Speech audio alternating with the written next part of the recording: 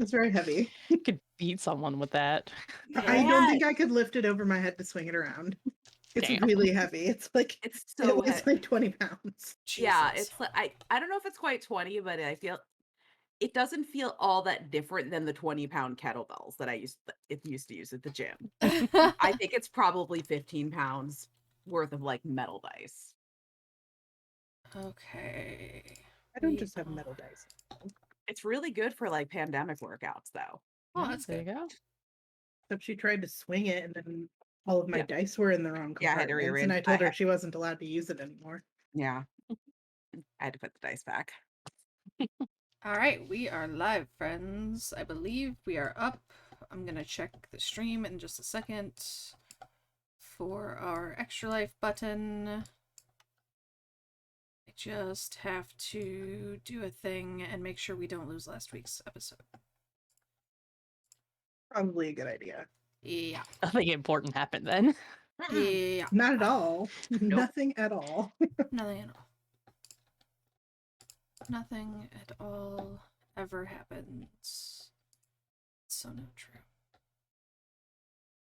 Okay. Yeah, we are live. Wonderful. Mute. We're live, and your husband walked away. Yeah, he did. Where did he go? So we're gonna game without him. Rocks fall and he dies. Start. Everyone else Fine. level up so you don't also die. Also dead. Oh, he's back. Never mind. All No, right. he's not back. There he goes again. Rocks And there fall. he goes again. Extra rocks fall. Now he's double dead. Rock slides. And not because he's finished. knocked prone, Yep. it's an instant critical. Sorry. I am not gonna lie to you. I am not 100% sure where the extra life button is supposed to be. I do not It's all see good. it. You know what, Sam? How dare you? It's not like you just walked in from work or anything. I mean, it's not like we haven't been streaming for extra life for like 2 fucking years. Where did he go? He walked outside. Maybe Spence had to go outside? No, he walked out the front door. Oh. Was something What? coming for delivery? No, where did he go?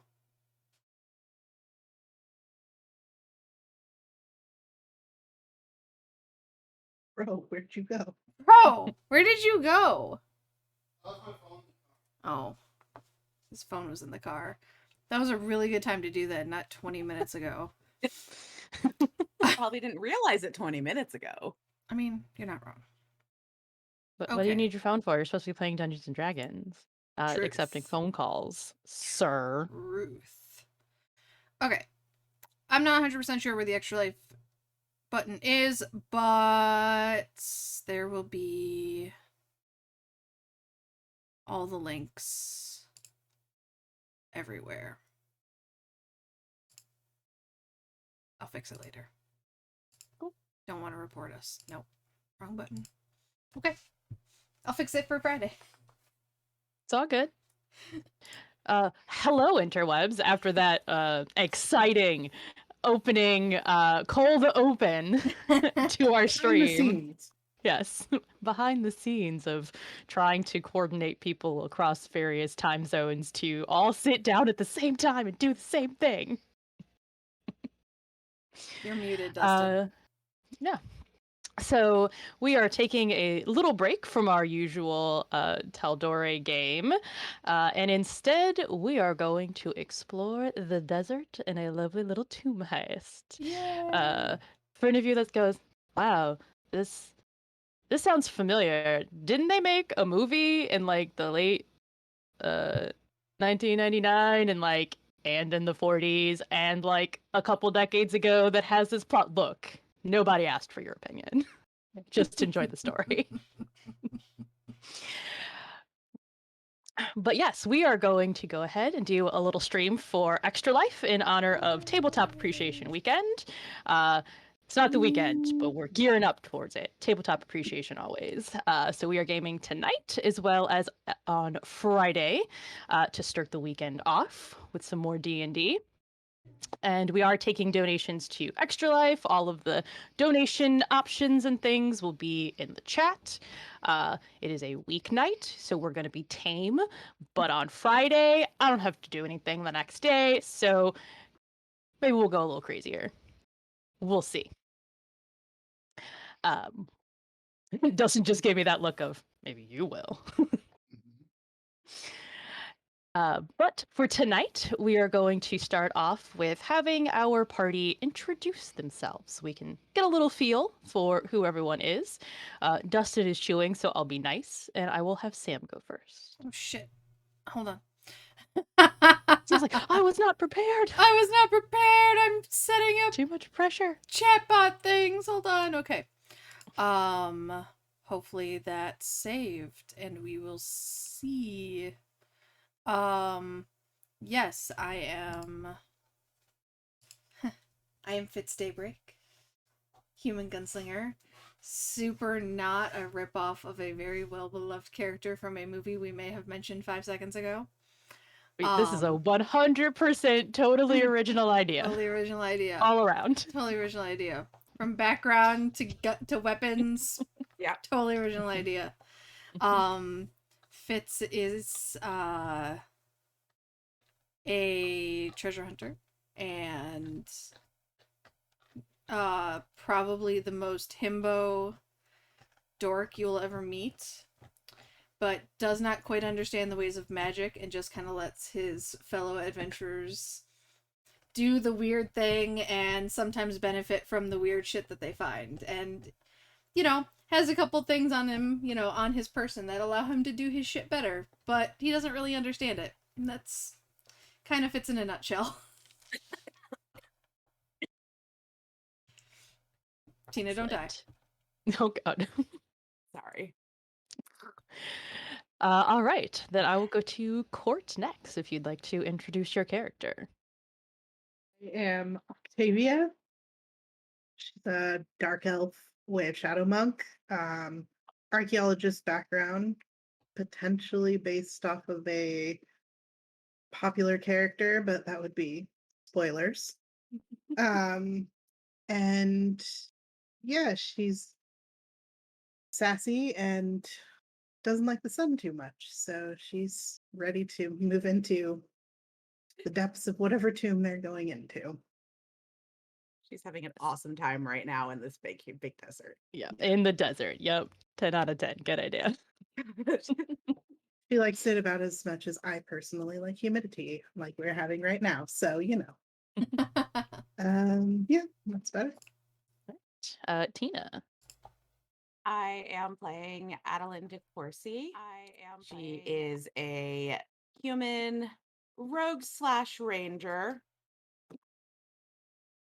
aristocrat, explorer, generally interested in old things that she can, we're going to go with investigate, and probably has some pretty terrible damn ethics.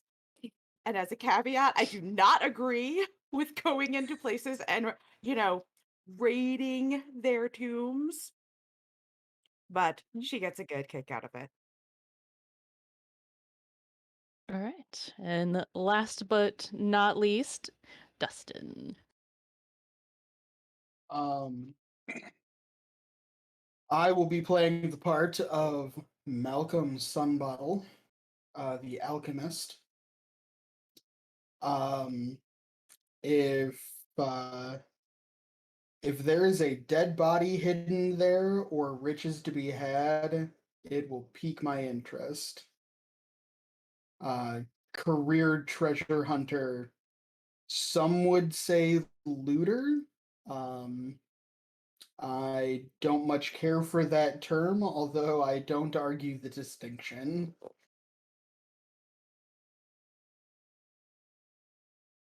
All right.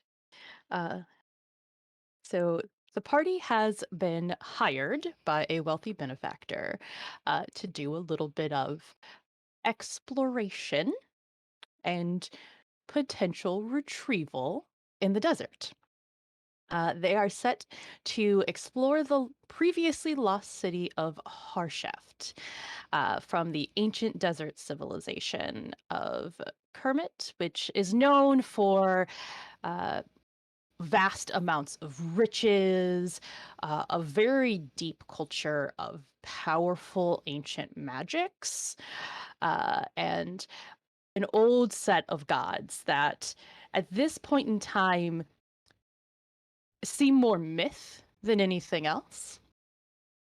And even the magic that they can do, while magic still exists in the world, uh, the sorts of things that are said to have been done in this society seem like things that maybe were a little bit embellished. History is always written by either the victors, which the civilization often was, uh, or uh, by those who like to tell a good tale, either way. Uh, but the lost city has been recently rediscovered uh, and is known or thought to be the resting place of one of the old queens, uh, Renefra. And so it is assumed that, well, if one of the pharaoh's queens is buried here, there must be vast riches, as her husband was known to be one of the more to have been around during like the height of this civilization's riches and power.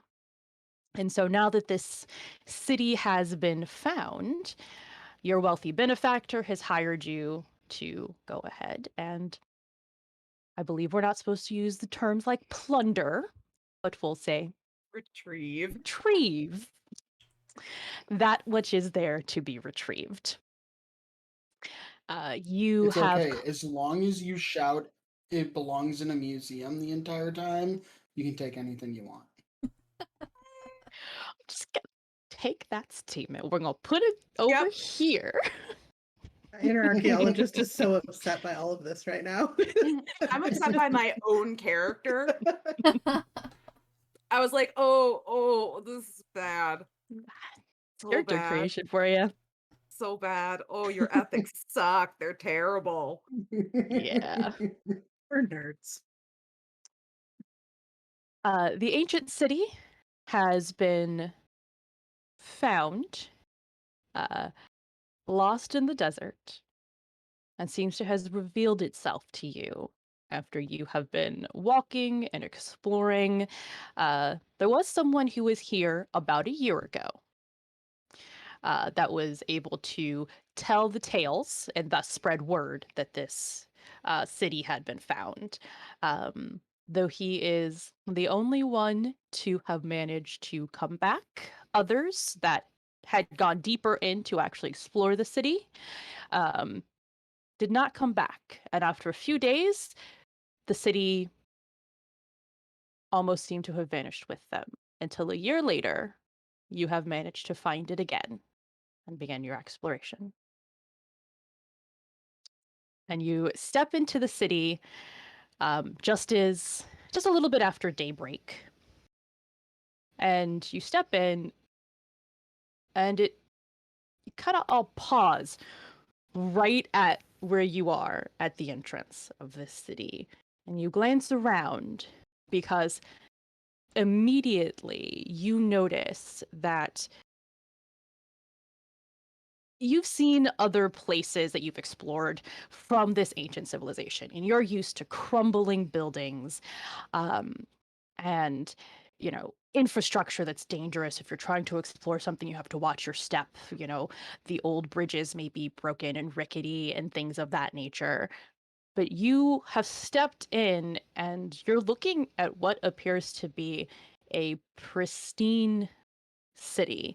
The gates and walls around the town still gleam as if they were freshly made. The houses all appear to be fully sound. No sense of time passing seems to have occurred. It looks as if it's a city that someone could be living in today. Is anyone living in it today? Do we notice anything aside from buildings and architecture and other static elements? Go ahead and make me a perception check. I'm gonna use this one. Perception. What is my perception? 23. You don't notice any signs of movement. It's daytime. You would expect that if there was anyone living here, you would see bodies, people moving and things happening, but you don't detect, hear, sense, feel any sounds or any other indications of current life in the city. So looking at these kind of in front of us, it looks like there's some stalls and some other buildings. They don't look lived in the sense of like the types of things one would expect to find if people were going in and out or there was sort of day-to-day activities. It's kind of like a snapshot in time that's super pristine, that kind of ideal image of a city. Yes, you can see where it's almost like, oh, like this, a trinket or a bowl may be out of place. And it's Mhm. like, it seems like where a person may have left it there and they were like, yeah, I'll put that up later, but they never got around to it. So it definitely looks like it looks as if this was a genuine place where people lived. It doesn't look as if it was a model that was Mhm. built. But you don't see any actual people living in it currently. It looks abruptly abandoned.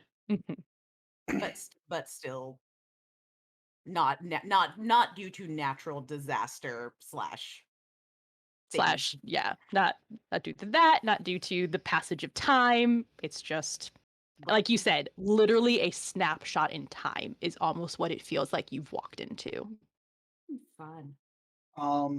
Yeah. Can I move up towards these first couple of market stalls on the left side?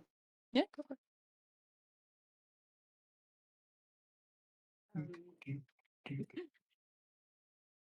Little thing is so creepy when it moves with you. I know. Um,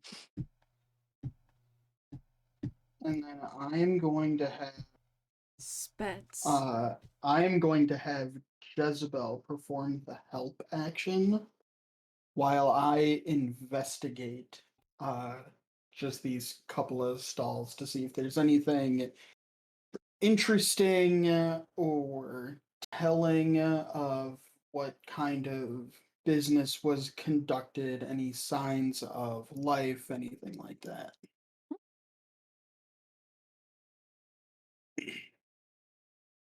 And that is a total of 24. You can tell that the stall here, that one was actually a stall that sold kind of like, it was almost like a bodega, general goods being sold there. So you see a little bit of like, oh, okay, they had like some food things were probably here. You see, okay, they probably sold a little bit of household goods, silverware, things that someone might need in their house. Again, you get the impression that it's something that it's an area that people use. Things don't look like they're 100% perfectly in a neat order. It looks like, yeah, it's someone worked here. Things would be in kind of the order that like makes sense to them as they're going through and doing things. Um, but you don't see any like signs of foul play. It just looks as if someone had like been working at their station and walked away from it and just hadn't gotten back there yet.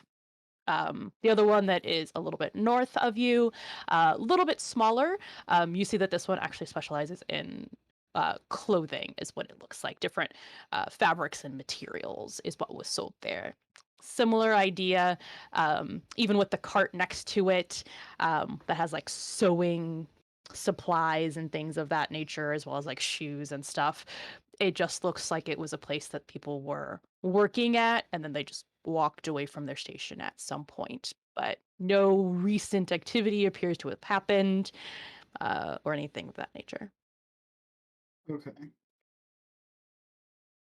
I take out a piece of parchment from my pack, and I start taking notes on all of the different things that are found, like, in these stalls. Okay. Like from a uh studying the civilization kind of perspective, like, oh, they had these sorts of things and these Yeah. sorts of things. Um, and anything interesting, like from the clothing, any particularly ornate or like the most ornate one or two things I find, I actually um describe them in my notes and then mark like item 1, item 2. And then I take a piece of chalk and mark the actual articles with chalk, and then I put those things in my bag. Of course. For the museum. And then I turn to the group and say, "It belongs in a museum." All right. Maybe this is a museum. What about everyone else? I want to look Um, at this. I think it's a is it a sundial or something there similar of a similar nature? Yes, you can very easily tell it's a sundial. Um, all around it is different writings in the ancient language of the civilization. What languages do you speak? Ooh. Ah, abyssal, celestial, common, dwarvish, elvish, primordial, thieves' cant, and undercommon. That's a very long list. Jesus H. Macy. Jeez Louise. Um, you actually notice that you can't read all of it necessarily, but you notice a few characters that are not terribly dissimilar from like Celestial. You're like, Okay. hmm, like that might maybe be referring to something about the gods. But you're like, I don't know, am I reading too much into this and assuming that character is similar enough and means the same thing? But you're able to get an idea of like, I think. Like, could I be a Rosetta Stone for this? I don't know. Maybe I could. Maybe I could.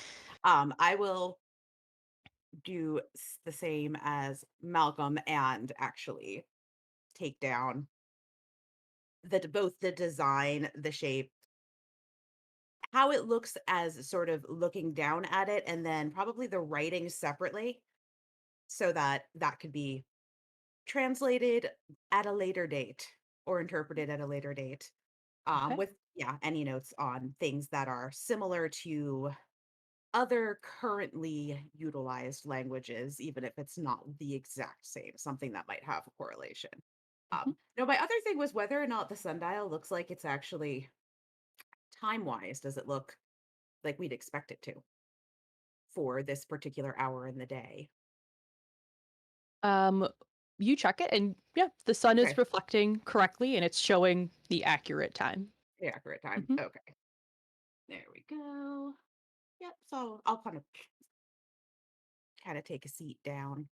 And you do notice, like right on the tip of the sundial, there's actually a very large ruby Mm, right on there.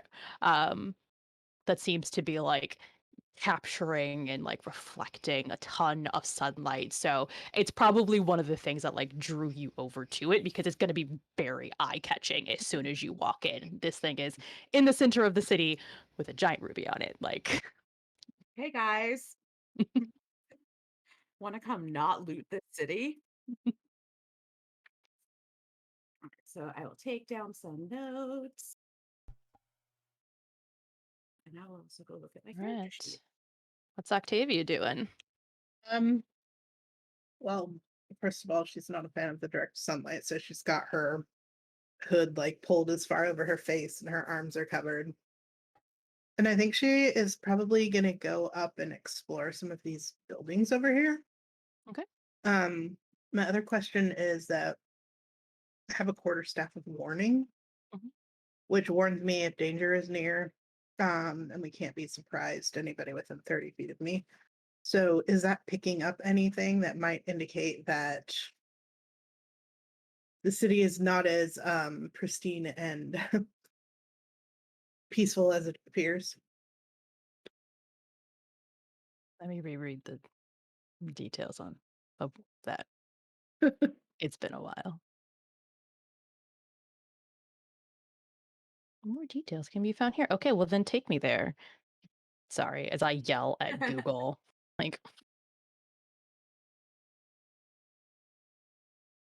you said it's a range of 30 feet, correct? Yeah. Mhm. There it is.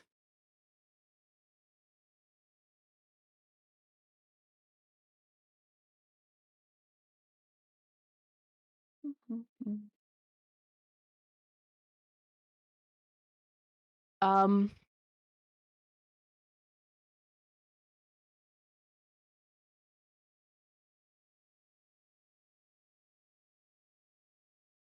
you get the impression that of like almost unease of like, and you're not sure if it's the quarterstaff telling you like danger, Will Robinson, danger, or if it's just this is a creepy thing and you're just not comfortable here.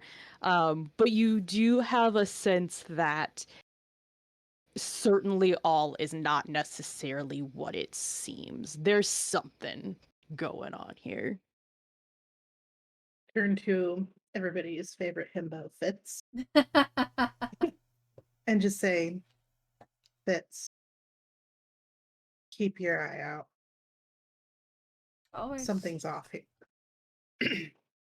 Just say something is off. And then I'll kind of like, I'm using my quarterstaff as like a walking stick too. I'll just kind of like grip onto it and glance over at it. And I assume there's a door on this building. I kind of see if I can kind of tap the door open with my staff, not really wanting to touch it quite yet.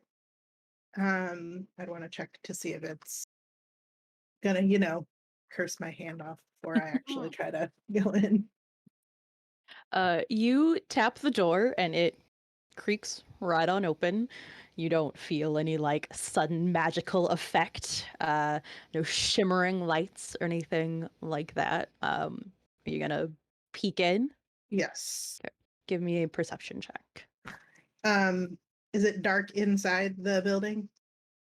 There's windows, so there's some natural sunlight that's still getting in. Okay, so I roll with disadvantage in the sunlight.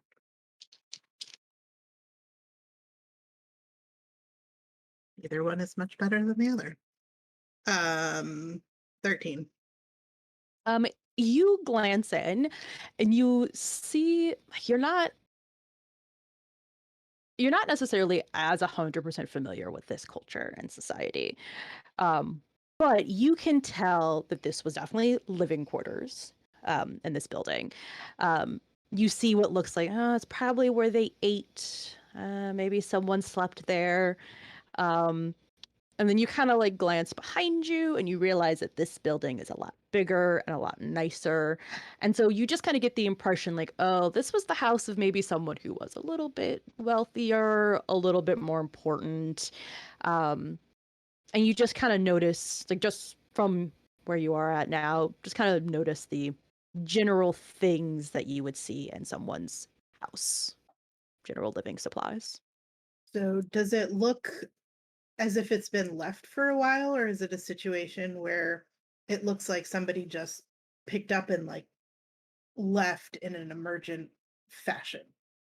Or If is you it want just to, like dust covered, does it look like it's been there you for a don't see while? any dust. Like you can very easily tell there's no dust on anything. If you want to step inside or just like peek your head in and do another perception check to kind of get a deeper look. Yeah, I'll do that. I step inside then. And I'm looking to see if it looks like the fact that this town seems completely untouched but pristine, and it's not like there's rotten food everywhere. I'm trying to discern if it looks like something happened here, so everybody just left in an emergency, like you see those ghost towns, it's just like everything's as it was in the morning before they left in the afternoon, or if it looks like, you know, everything's full they were expecting to leave, for example. Um, Still not better. 11 this time. You notice, like, you're trying to get an idea of, like, okay, how did this place get, for lack of a better term, abandoned? Like, what are the circumstances? And you're looking around, as I said, you don't see any dust or anything like that. It still looks oddly like somebody could walk into the door and start living there any moment now. Um, you poke around in some of the drawers and whatnot, like in the dining area, you notice, like, okay, like there's still like the plates and bowls and whatnot here. But when poking around and kind of what you think maybe like where people sleep, you do notice that there's clothes and things missing, like empty drawers. And you're like, okay, maybe they did leave on purpose. Maybe.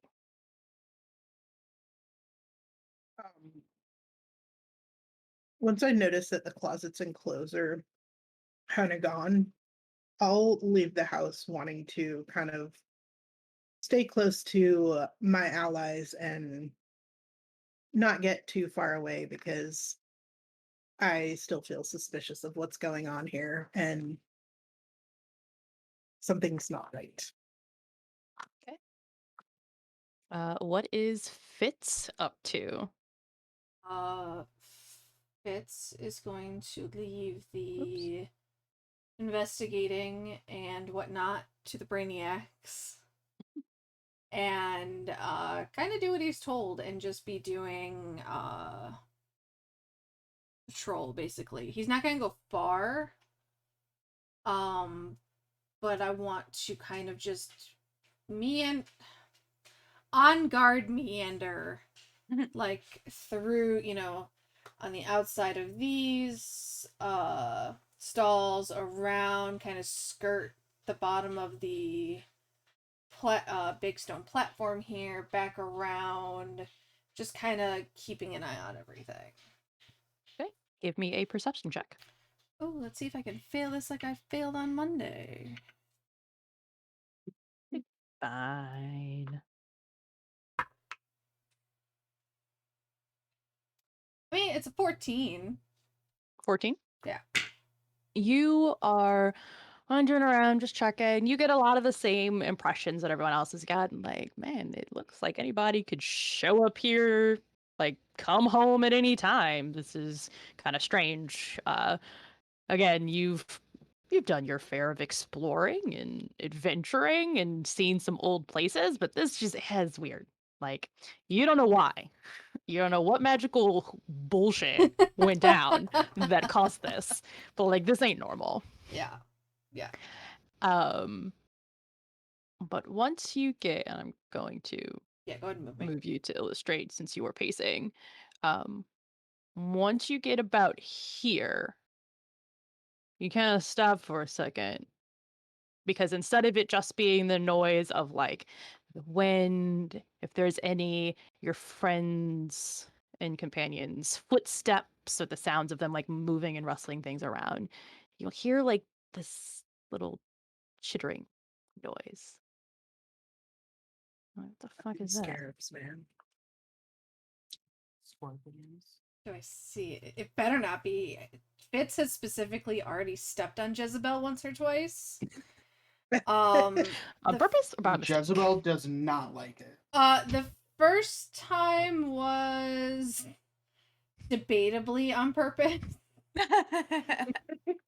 But most times it's like when you have a small animal in the house, like a small dog or a cat, and you accidentally you nudge them down the stairs, or like you just accidentally step on your animal because they're just underfoot. Yeah, except every so often that's it.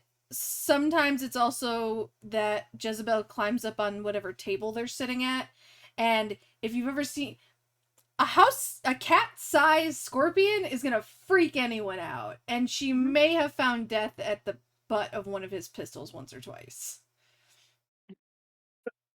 Not a big fan. Cannot So confirm or deny. cannot confirm nor deny if it was on purpose or just reflex.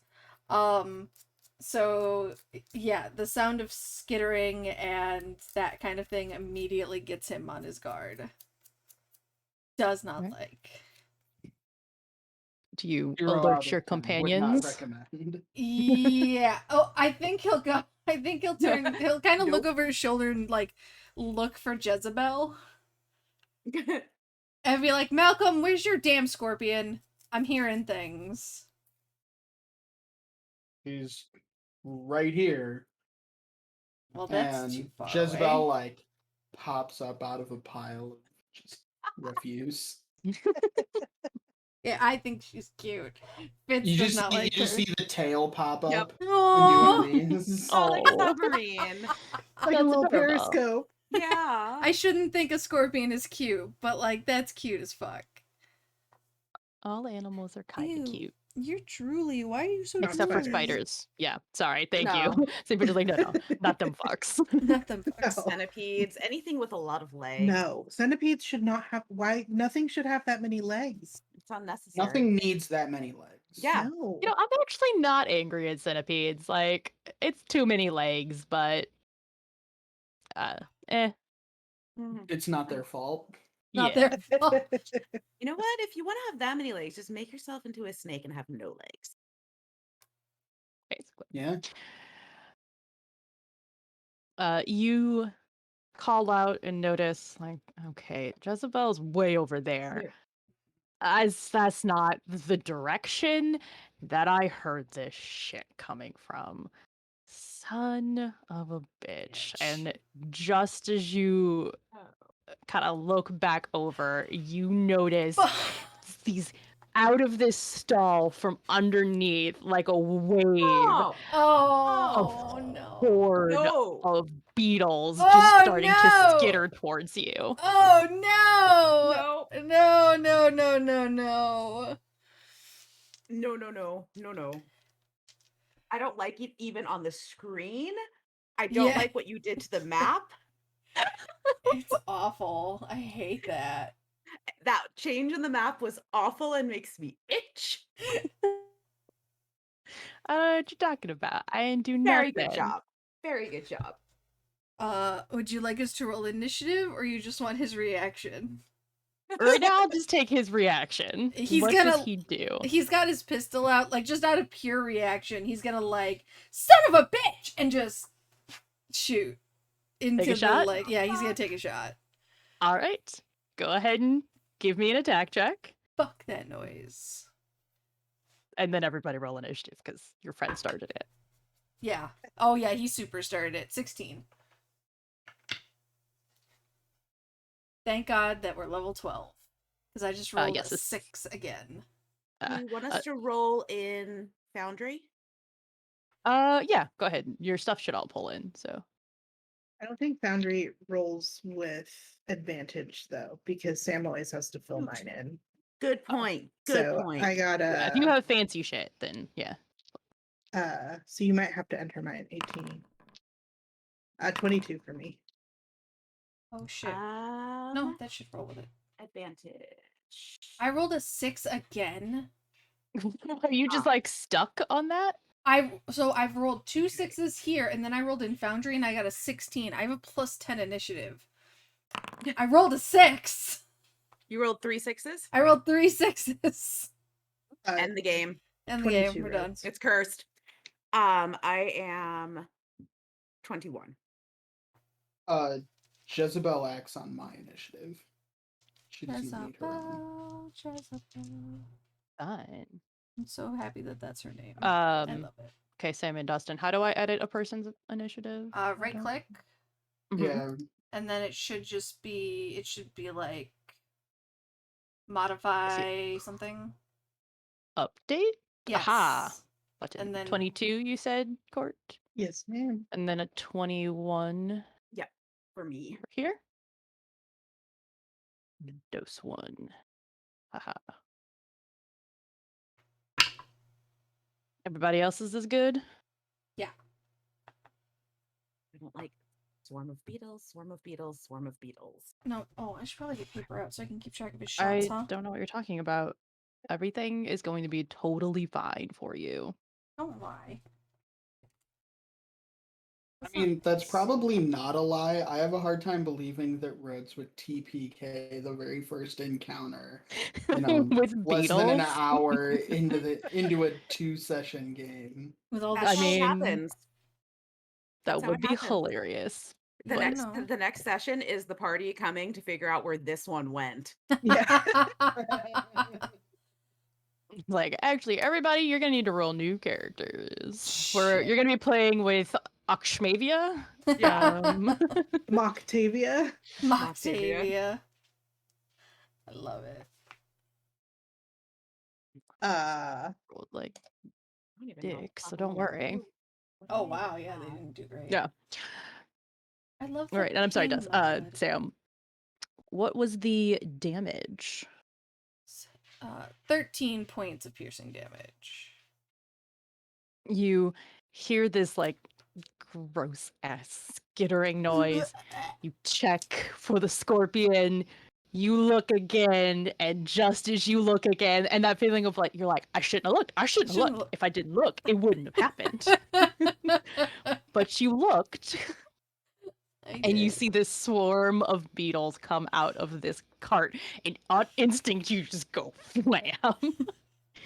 Just gross. Blech. Blech. And there might have been slight player bias too. Just a little. Well, Just you know. like- But I like the idea that he doesn't like bugs. I think that's funny. Bugs. Sorry. Fuck bugs. But this is an original idea. I didn't steal this from anything. Nah. No. No, not at all. All right, how you make it? Oh, there's the button. Sorry to everyone watching the stream. This is the first time I've used Foundry to DM, and so where the buttons are versus player versus DM is Very different. Yeah, players can't do anything. Yeah, This move is token. garbage. That's it.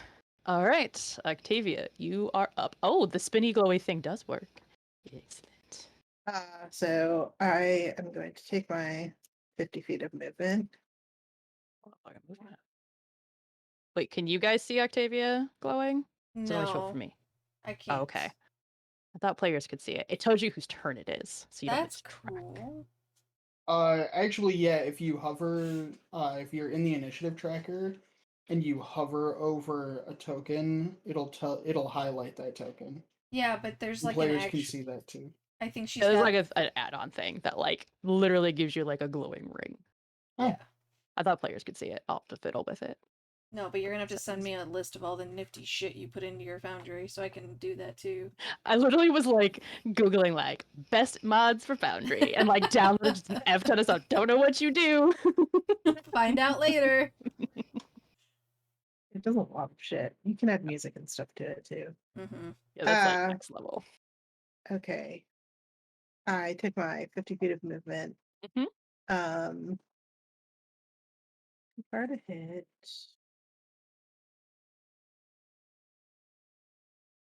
I guess I'm gonna spend the key point this early on. Spend one key point to step of the wind and dash up to the beetles. Okay. And I am just gonna try to punch them because that's what I do. I mean, you could step on them. Yeah, you could also be kicking. Yeah. Yeah. Okay. So for flavor, I'm gonna try to just boom, boom, like step on them and like crush. Okay. So oh God. Which of these dice is not going to roll high enough for me to hit today?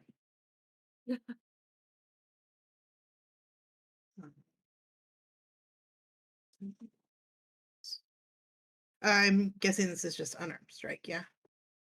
Yeah. Stepping on them.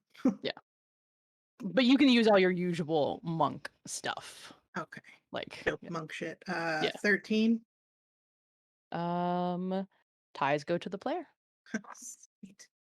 Okay, so that's In my opinion, like once you're a high enough level monk, your whole body is a weapon. And it doesn't matter what you use to attack, you're just gonna do damage. okay, so that is 7 points of damage. And I have another attack.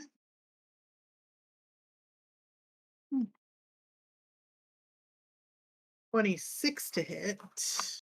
Mm-hmm. And 10 points of damage. So it's my movement.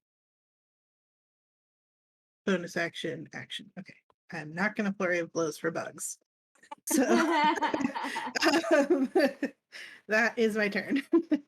You hear Fitz kind of give a shout, and then you hear a gunshot and just on instinct come sprinting over, see the swarm of beetles right in front of you, and just like two awesome ninja karate kick and like different body parts of these bugs all of a sudden go flying in the air, but you do see that a large portion of them of this swarm has stopped moving and seems to have settled.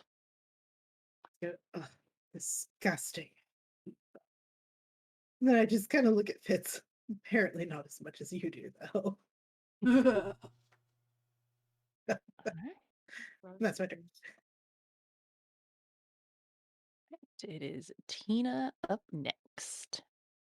From where I am, can I see both of the other giant clusters of disgustingness clearly? You can see this one clearly. The other one is from where you're positioned is a little bit behind the top of that. I'm saying sheet. That's not the word I'm looking for. Canopy? The top of the cart. Okay. And just Awning. Thank you. the sundial thing, hmm it's not like it looks like it's kind of pointing downward right now. That's Yeah, not it's like currently pointed something. downward. Yeah. Is it something though that like is blocking my vision at all? No, this thing's only maybe like 3 feet tall, so you can very easily see over it. Okay, I can see over it. That's wonderful. Oh God. So stupid.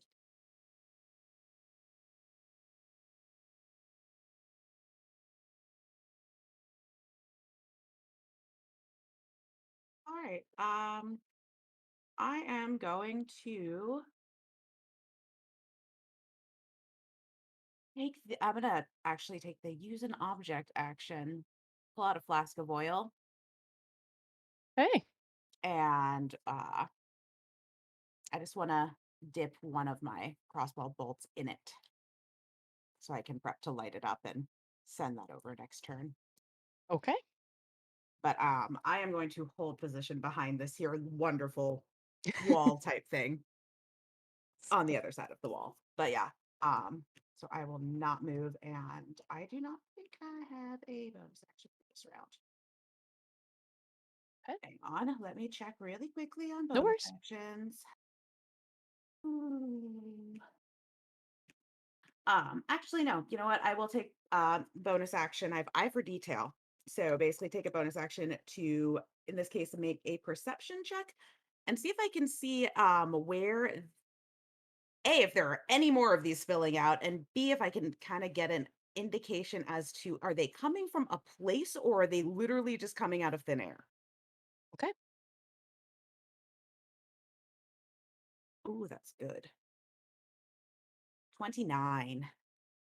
Hey, with a 29, you can see that one, you can tell the exact type of scarab beetles these are. You have an idea of like, oh, I think it's this genius of this species. And you can tell that you think that there was like a nest or Oh, we just something like that in that cart. And as oh, more and more movement got closer, oh. it just kind of awoken the nest. Okay, then I will shout to my colleagues to tread carefully. That sound may draw more of them out. All right, and that is Yes, I'm good. Fitz's turn. He is going to move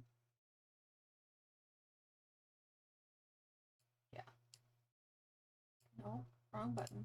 Pick the button. Couple paces back. He's going to move the fuck away. The fuck away. And take another shot. Okay. Cause gross.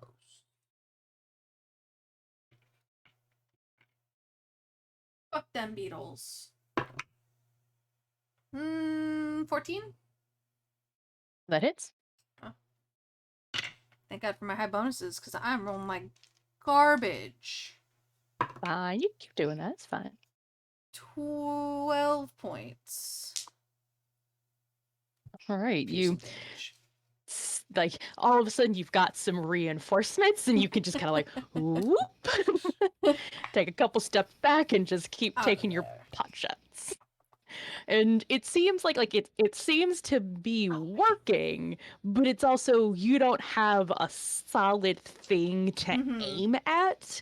You're not like, oh, there's a body and I'm gonna aim towards the heart. It's just this like mass that's kind of moving continuously, and so you're doing your best, but you're doing something. I forgot I get 3 attacks per action. Oh. So it's been a while since I've played a fighter this high of level. Fair. So he's just gonna, despite seeing all the sand spraying up around these things, he's just gonna keep going, because why not? 12? No, 12 misses. You take a shot and like the blob was kind of moving and you just barely miss it. But a 27 will hit. For sure. This time you were able to kind of like pace my, you're like, I know where you're going, you little shits. 9 points of piercing damage. And you, I really want to catapult it. I'm not going to catapult it. No, the You dog will should. try to eat it. The dog will try You'll to have eat to it. find it later, though, speaking from Yeah. experience. Right. That's No, the you'll problem. You'll find it later in your backyard Yeah, so now after it's it's just been gonna go into digested. jail. In a pile. hmm Like you did with that sock one time. Yeah. Thanks, Oh, Thor. crap. And then I'm gonna complete my movement by just going. So that was 2. I think I moved 10. hmm So wrong thing again. 15, 20, 25, 30. For now, the further away the better. And that is... Yep, that's my turn. All right. Malcolm and Jezebel. Alright. Malcolm is going to go 5, 10, 15, 20, 25, 30. And out of one of his side pouches, he is going to take an object that looks like a large steel wiffle ball almost.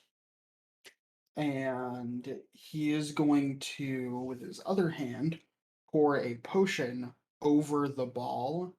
And then he is going to throw the ball at the beetles and cast Ray of Sickness.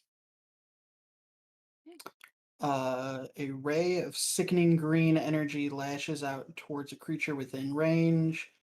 It is a ranged spell attack against the target. No, that's not the one I wanted.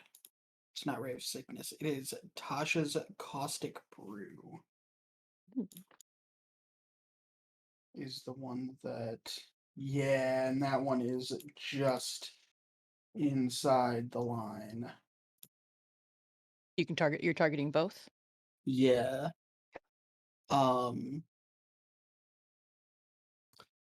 Each creature in the line makes a dexterity saving throw.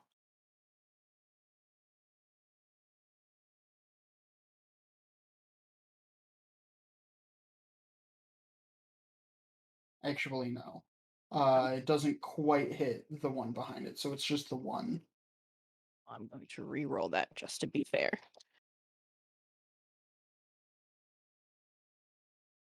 9 doesn't do it.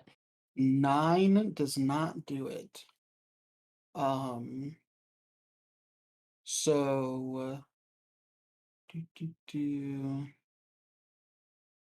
You are covered in acid for the spell's duration, or until you use your action to scrape or wash the acid off.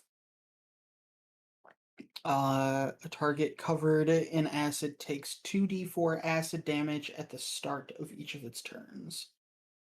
So not now, but later. Okay. All Well, right. it'll be now because it's their turn next. Whatever. Nobody asked you for your specifics, sir. All right. Which one is going to be my acid effect? None of these are And really it. then That one. Jezebel is not quite as fast as I am, but Jezebel Aw. starts scuttling after me. But takes no other action? Nope. Okay. Jezebel's action is the dodge action. It's the Okay. only action she can take. All right. Then it is the beetles, so they will take damage. And that is 5 points. Right, the beetles are all of a sudden covered in this gross acid, but they still seem to be moving, and now they have a very specific target in mind, um, namely the one who just threw acid at them. Yeah, well. Seems legit. Yeah. And they have the ability to occupy the space of a creature as they swarm you. Mhm. Oh no. Yeah, it's gross. Uh, You're never Does gonna it feel the use same. its action to scrape the acid off? No. Okay. It is instead going to come over, swarm you, and just start biting away at you. Okay.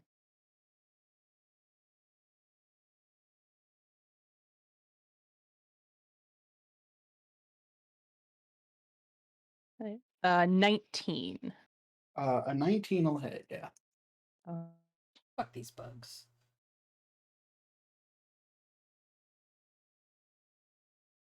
That is 12 points of damage Oh, as fuck. you feel as if a bunch of tiny little blades are like piercing into your skin all over your body. Gross. So Fuck them gross. bugs. You're welcome, guys. You're welcome. Gross. I'm gonna like go to bed tonight and be like, Yeah, I know. Itchy. I know, probably me too. Yeah. Did this to myself.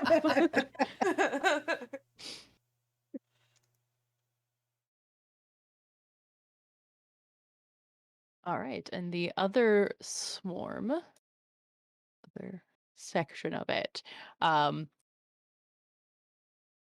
actually starts by like climbing up. So, like, Octavia, you killed a swarm, and you're like, okay, we're good. Like, I killed this one, and like, Malcolm's got that one. And then from behind this awning, you just see a swarm come up and over, uh, and essentially like take the place of their dead brethren Ooh, I hate and it. swarm you as well, covering your body.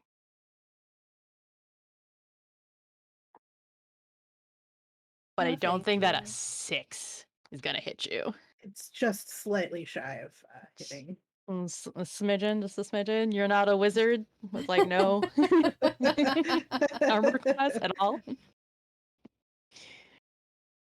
So they start swarming you, and you're able to kind of like move a little bit, and they're not able to quite catch purchase on your body. Ew, You just ew. like, yeah, you're just wily enough to be able to get out of the way.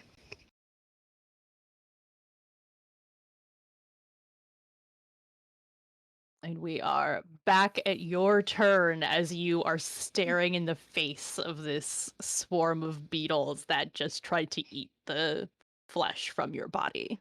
So as these assholes are attacking me, I start like brushing all of them off. And once I'm sure that I've gotten all of them off, I just start like stomping at them again.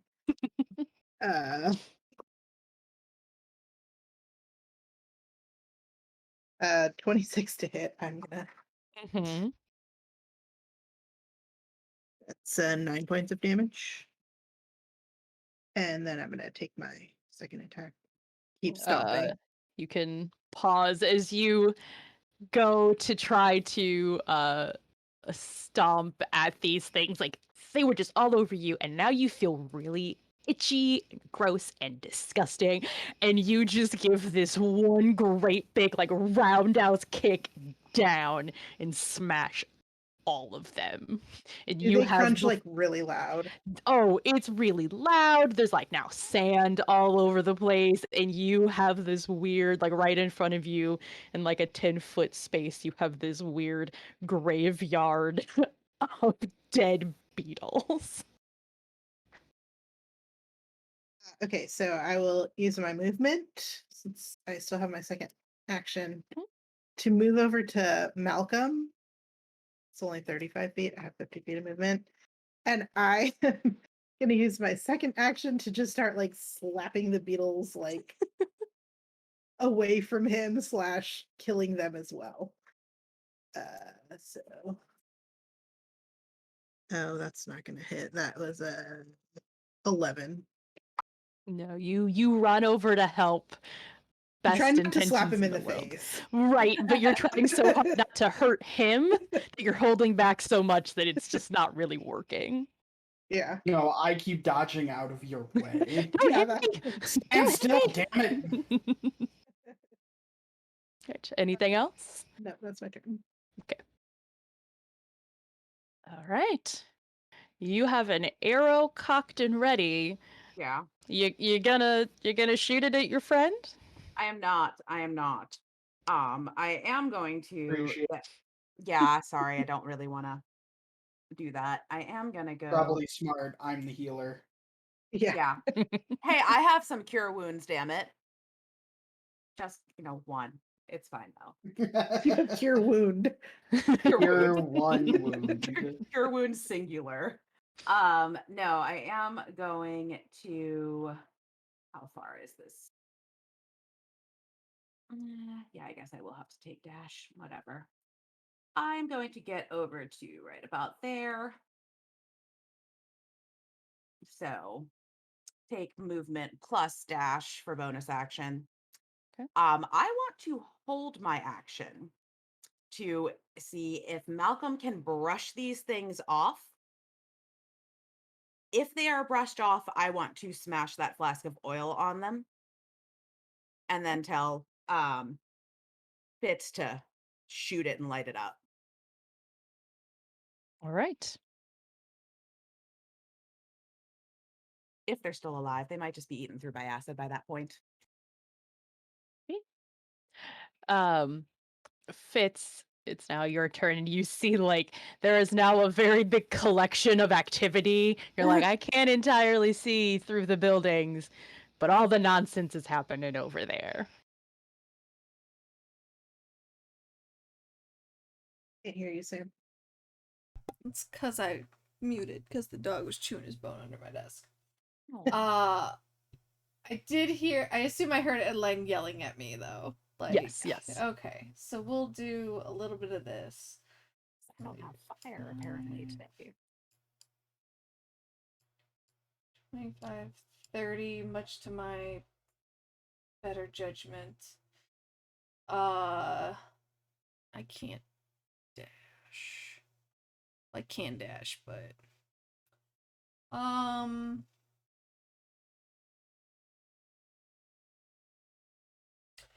I'm gonna get so I'll get closer. I'm going to hold my action. If he can't really get too much closer to Malcolm and the group, everyone's kind of standing in his way. Mm-hmm. So while he's still keeping an eye on that situation, he's also watching the stall next to him to make sure that nothing else pops out of the fucking ground. If he sees beetles, he's shooting. Pew pew. Pew pew. Pew pew. Okay. That's my turn Is- for now. That If there are is any now. beetles anywhere. Yeah. Jeez.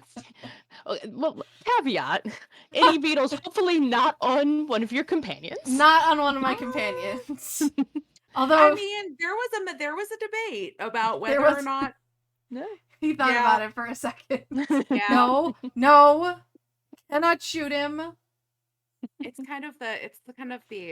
not the first choice, that's like plan D. Yeah. If nothing else works, you know what? We could probably deal with the aftermath of that. I Yeah, cannot guarantee shit he has happens. not thought to shoot one of you in some sort of situation. Probably all of us at some point. Rude. Now you have a reason. Yeah. Let's use it as I'm insulted at the insinuation. All right. But as you're insulted and upset, you also have a swarm of beetles on you, and it's your turn. I'm going to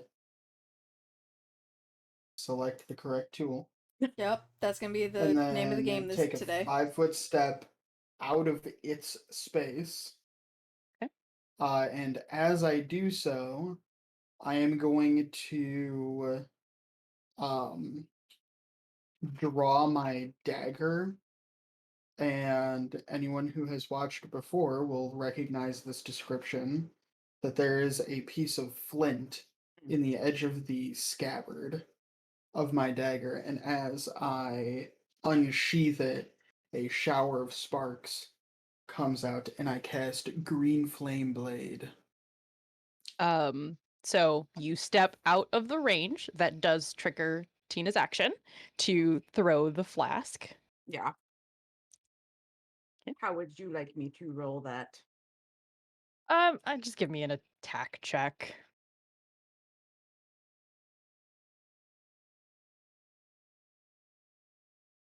That is a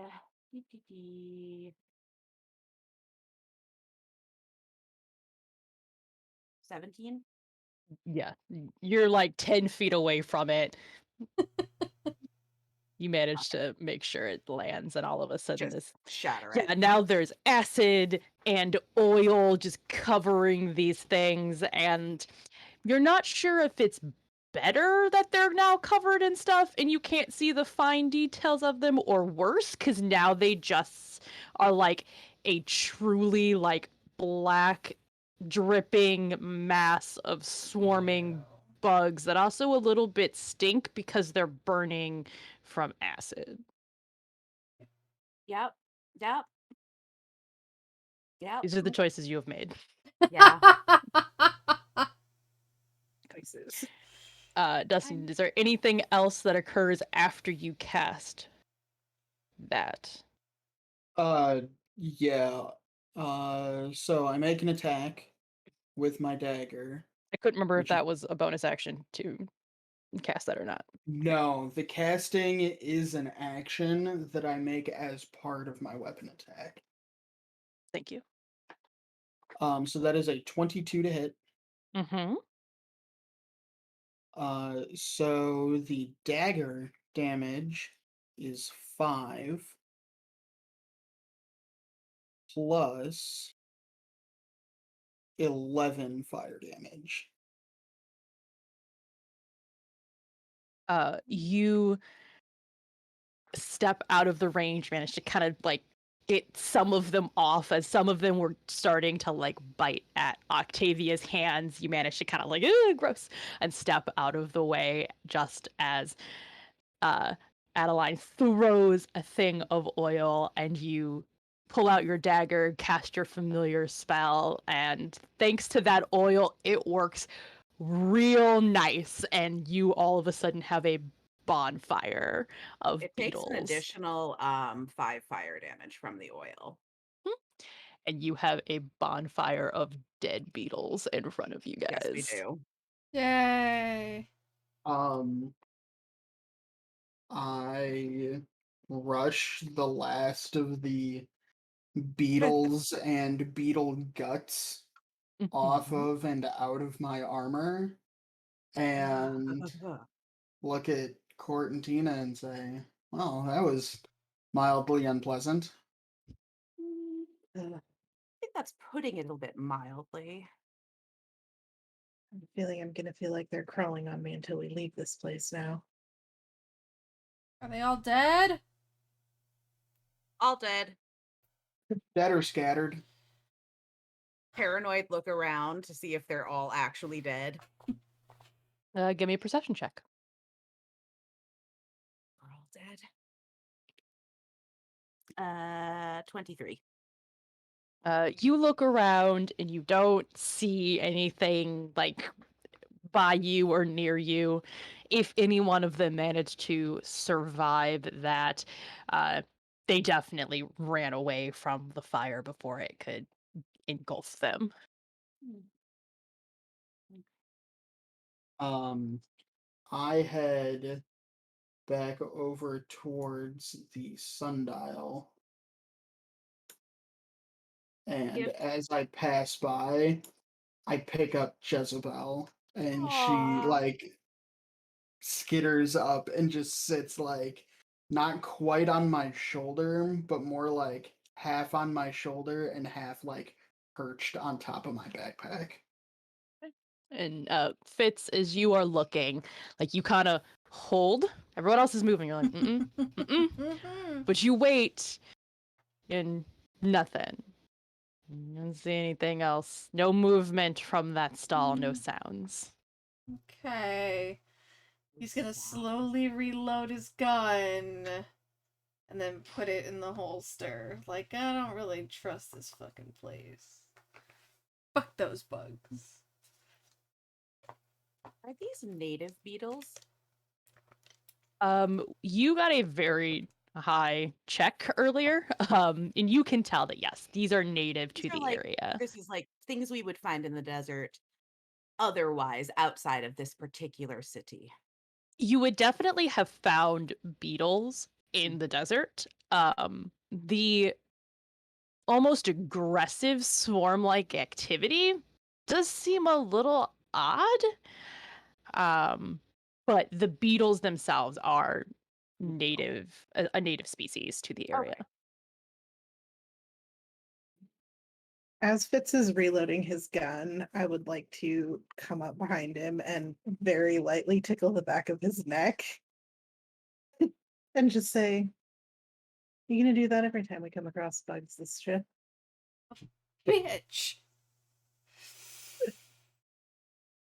Only if they're like that. Yeah. Only if they're like that. You don't have to roll So insight. He's fucking lying to you. and I Like, just kind of like smirk and give him a little, ugh. oh, maybe I should make sure to stay close so I can step on them for you again. That would be very much appreciated. Thank you. And she just kind of looks at him like, good God, man. How And did you survive this long? yeah, that's like the look she's Sheer giving him. luck. Pure dumb luck. Sheer luck. Yes. And Force of will and gun. Yep. Yeah. and after giving Fitz a hard time for, I mean, bugs are gross. She agrees that the bugs are gross, but she's not quite as, shoot them. Shoot like a little girl. Yeah. She would like to go over to this here. Is this a building or a temple? Platform. You look Platform, at yeah. it and you definitely can tell by how large and ornate it is that it's certainly some sort of um, temple. Having been in the area exploring, you see that it has just from general knowledge you've gained having been in this area, it has some of the same architectural designs as other like burial tombs of important queens, pharaohs, children of the royal family. Given my background as an archaeologist, would she know which member of the royal family, or is it speculation? I don't know if this is sort of all over the place, but like, would she be able to figure out how to maybe get in? Because I would deduce that that's probably where we need to go to find what we're looking for. Yeah, give me a history check.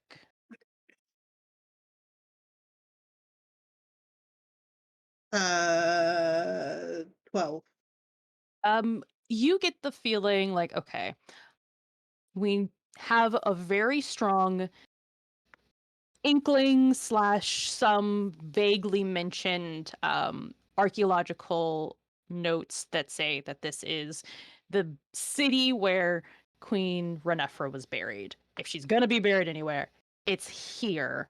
I've done enough exploring that I can probably figure out how to get in. Like you're fairly confident that you'd be able to get in here. Um, but you also know that this civilization was not above trying to put things in place to protect their dead. I will keep my quarterstaff out. Just kind of almost like a beacon in a sense. Like I'm very paying a lot of attention to the staff and whether I feel any vibrations or warnings coming from it. And I will start looking for a door or an entrance or some type of passageway that would get us inside the tomb. Are you exploring just so the way it's set up is essentially there's the 4 staircases and like a lower platform, and then there's an actual like There's like platform where you can step and stand and see the Sphinx and whatnot. Are you moving up I to that area or starting right at the very edges? I'm gonna go around the perimeter, suspecting that, if they're making something grand, they might try to hide a doorway where you wouldn't necessarily expect to see it. So I would probably explore around the perimeter first, and if I come up short, then I'll kind of go up onto it a little more. Okay, give me a perception check.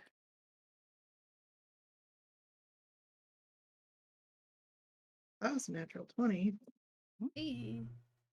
and that's a 7, so 14. You walk around and you think you're seeing, you're like, wait a minute, is that some? Oh, no, that's just like you see a seam and you realize, no, that's just kind of like naturally where the two stone pieces met. It just happens to be a very pronounced seam between the two, but it's not actually uh, the gap or gateway that you thought it might be. And you don't see any sort of entrances down here at this sort of base ground level. Um, Looks like Adeline came up with me, so I'll go over to her and say, "Did you find anything? I don't see a door quite yet." Did you go around the whole thing or just one side of I've it? gone around probably half of it and then came back to Oh, it. okay, then I will take the other half. Uh, And do the same check. I'd also like to just as I'm walking slowly, are there pictures and writing on this as depicted? Sure. Yep. Give me a perception check. Okay. Is my thing. um, while Advantage all of combined this is happening, scores. I'm gonna be doing. I'd like to do kind of the same thing, like investigating, but I'm gonna start investigating this side structure over here. Okay. Go ahead and give me an investigation check. And Jezebel will be performing the help action. 29. Okay. You do a stroll around and you very easily see now there's no entrance on this level. Uh, Hmm. you do notice all of the writings as pictured, and you see those similar hieroglyphics and images. And again, you kind of catch a few that you're like, I might know what this means, but it's not enough for you to get the full idea of what this is saying. But you can tell that it does start to like repeat itself at a certain Mhm. point in time. You notice, oh, okay, like that was whatever it's trying to tell us, it stops here. And then it starts again as you wander around through your half of the building that you explore. So you do see very ornate writings of some sort. And again, just like everything else, the building is pristine as if it was just finished days ago. Yeah. The so is it just writing or is it images as well? Well, this writing is majority images. It's hieroglyphics. Okay. Um, So it's not a so combo of actual pictures and no, then not actual pictures. It's supplemented. all the hieroglyphics Okay. of this civilization's writing. Okay. Well, so yeah, I will once I take my stroll and inspect it, I'll come back sort of looking not dejected, but kind of like no door.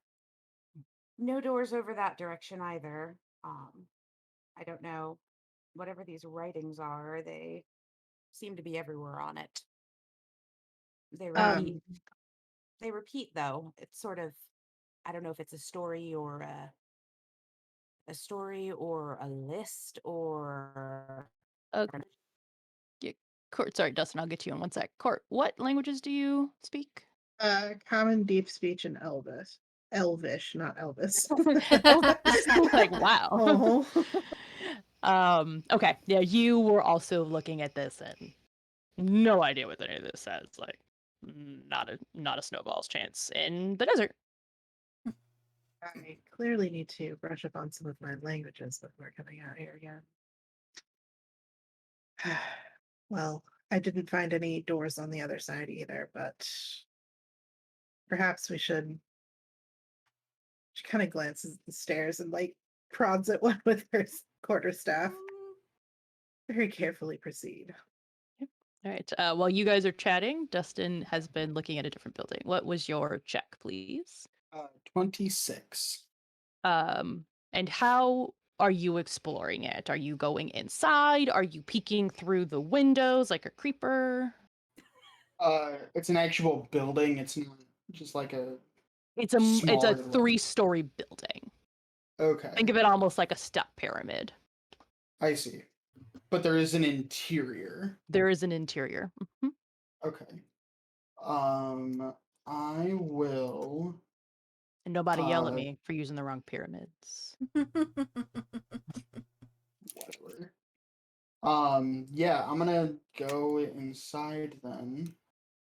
I thought these were just like stairs up. I didn't realize they were in.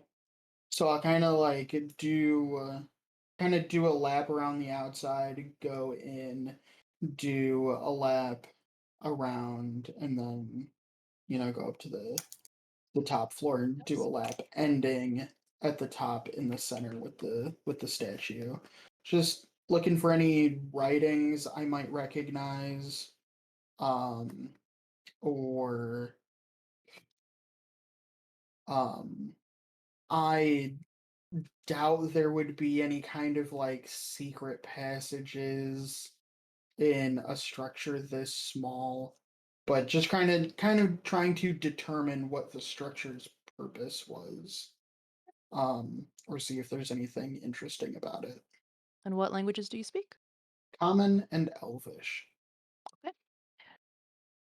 You step in and you get the sense that this was probably a holy place. You can definitely see even more iconography of the gods of this ancient civilization. You even step a little further in, you think you might see some places where people would have altars to pray, different incense still sitting there. You actually find like an incense holder with an incense half burnt just sitting there on the first floor. When you get to the second floor, this looks as if it was maybe some sort of living quarters. You find bedrooms, not even bedrooms, more of a like mass hall, like with like bunk beds, Okay. very bare bones, nothing ornate. Almost like a Um, barracks as opposed yeah, to yeah, an like a apartment. barracks on the second floor. Okay. And you're kind of getting the Bef- idea like, oh, this was the temple, this is where the holy people lived. mhm. Okay, I got it. I'd like to take a closer look around. It's just the 2 floors, or is there a There is third a floor? third floor that's more of like a loft. Um, and that third floor, um, it looks like it was almost like a private prayer and study area. You see another very small altar, like a nice place to sit, and it overlooks the barracks, where you assume people would sleep and live. Okay. Um, I would like to take a closer look around, particularly at the first floor. And the first thing I do is I use prestidigitation and I light that incense stick. Um, you go to the incense stick and light it, and I assume you kind of like pause for a second, look around. Yeah, I take in what kind of Yeah. incense it is. And Um, you end up a little bit disappointed that there's no like cool effect that happens. You've heard about like the grand magics of this civilization, yet all you've seen so far is this creepy abandoned town and some beetles. mhm. You will go into the temple and nothing's happening. Um, so you light the incense, there is no effect other than the fact that it is now burning. Okay. Um, Can I roll another investigation check focusing on this level alone? sure.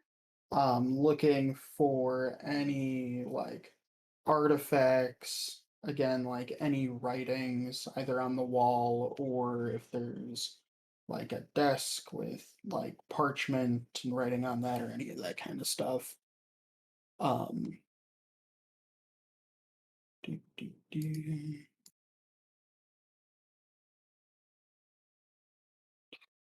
With Jezebel's help, that is an abysmal 13. You look around and like even just immediately walking in, if one wanted to fill a museum with the examples of how this civilization prayed, complete with different statues of the gods depicted, you could very easily get those examples in Hmm. this room. Um, I'm not so much interested, at least not at the moment, in any like larger pieces. But on any of these altars, are there like things like um holy symbol like medallions or um any like trinket sized uh things?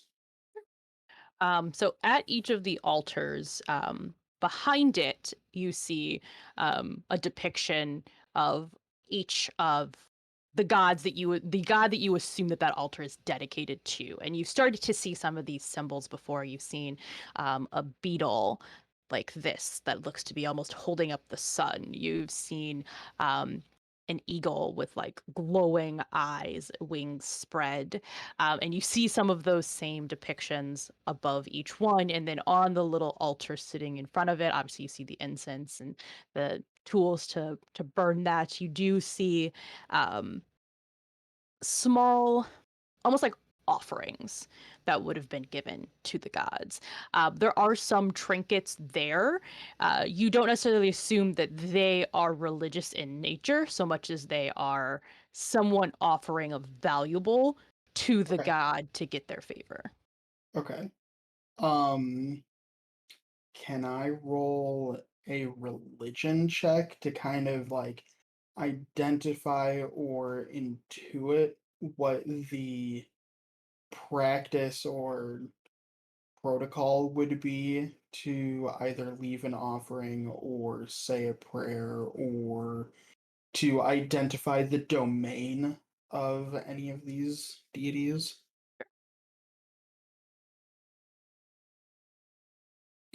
16. Um, you can tell that you're kind of looking at how it's set up. The altars are a little bit lower, so you get the idea of like, okay, there was probably some sort of sitting or kneeling was probably the first step. You're thinking through of like things you've seen. Okay, it's probably like humbling yourself before the gods. You would not be on your feet, you would be on your knees or something of the sort. um then you get the idea like, okay, then you probably would light the incense in order to like get the attention of the gods. You do see some words written in the hieroglyphic script that you've been seeing that it's depicted underneath each image. You're like, maybe that's a prayer. You can't read it. You have no idea what it says. It could be a description of the gods, but it's at what you would assume is like normal eye level of someone sitting or kneeling in front of this. So maybe that's some sort of a like standard prayer book almost. Uh, Even if I can't read it, do I recognize what language it might be? You recognize it as the language of this ancient civilization. Okay, they had their own language. They had their own language. This civilization is like 3,000 years old from where you Okay. are now. That language is, there are very few that have been able to really begin to properly decipher this ancient language. Okay. Is this something that is written on the wall, or is it carved or etched into the wall? Um, Etched with almost like etched and painted, if that makes sense. Like they etched it in, and then there is decorative paint of different colors in and around those etchings. Okay. Is it something I could take like a chalk rubbing to? Yeah. Okay. A relief. Then yeah, a relief. Hmm. Then I take a piece of parchment and I take a relief of whatever that writing is. All right. And then I rejoin the party. All right. What was Fitzy doing? Just chilling? Fitz is going to be. No, he wants to go inside. So, seeing the girls kind of circling the base of this thing, he is going to be an idiot and head up the stairs. Seems Okay. legit. I did All a right. thing. The rest and of the now party, I'm on you it. see your friend just like, eh, and start walking. Yep. Do the stairs turn into a slide? The stairs do not have any weird, strange happenings. They're stairs. That would be. Um, as we go in, um, I just ask the group, none of you know how to read their language, do you? You can see that it's repeating, but Some I of haven't it is. studied this particular one. Some of it Hmm. looks similar, maybe ancestral to old Celestial, but nothing definitive. What languages does Fitz speak and read? Common and Celestial. Okay. So yeah, Fitz is if he gives a shit, is also going to be like, I think I know what that one means. I think I know. Like I kind of know. I kind of The get square. it. The Yeah. one Like, that looks it like just says it's the one that looks like a bunch of wheat. Yeah. Food. I it says know. this way to Scorpion King. Can't you read that? Yeah, exactly. Yeah. It's like when you know the word for Chinese, or the Chinese word for tree, because it looks like a tree, Yeah. and forest is because there's two trees. Yeah. Got it. Yeah. So smart. He's so So the smart. repeating stuff is basically like the old version of caution, like do not enter police zone tape. Probably. That's really what it is. Mhm. That's what's going on. I know, It's, you can't it's read it. to be fair. Okay, this is Sam. Knowing the ancient Egyptians, it's probably less caution tape and more fuck off. Probably curse tape. Mm-hmm. I Yeah. don't know. You can't read it. Can't read it. Fitz doesn't So we know. saw- Fitz So doesn't we saw care. Fitz just right up the stairs. Yep, he just saunters right up the stairs. Oh shit. Guess we better go. Oh, he did the thing again. Oh, Again. Oh shit. Okay. it's It just changes your map. Don't we worry. check things for traps before we go up the stairs. Okay, well, can we... Or at least we tell our friends. You two were dilly-dallying. I figured I'd speed along the process. What would you have done if a bunch of bugs came pouring out the stairs again like last time? I would have shot them and then called for you. I feel like that's redundant. Oh.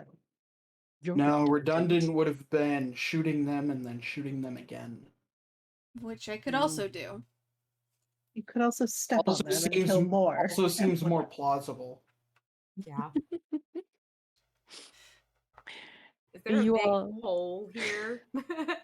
You all step to the up the platform and get a better look at this now, and you see these really the same writing seems to be all along this building. You see ornate sitting statues of one of what you can only assume is one of these civilizations' gods, and at the base of the Sphinx, you do see a locked you see, oh, okay, there's an opening there. Great. But there's also a doorway that is locked. But you found your entrance. Hey. Does the door have anything on it, or is it just a blank, large, I'm assuming, door? Go ahead and give me a Oh. perception check. Or, I mean, I guess I can get up somewhat close to it. Maybe that one too. Maybe. Would we know enough about this civilization? I'm trying not to let outside knowledge's influence Nope. knowledge. Would we know enough about this civilization to None. know That's that the they're business. writing Or certain things, like from people having studied it? I guess my question is like, would we understand that it's a narrative type writing where we may be able to discern what it's telling you depending on the pictures that you're seeing? Give me a history check.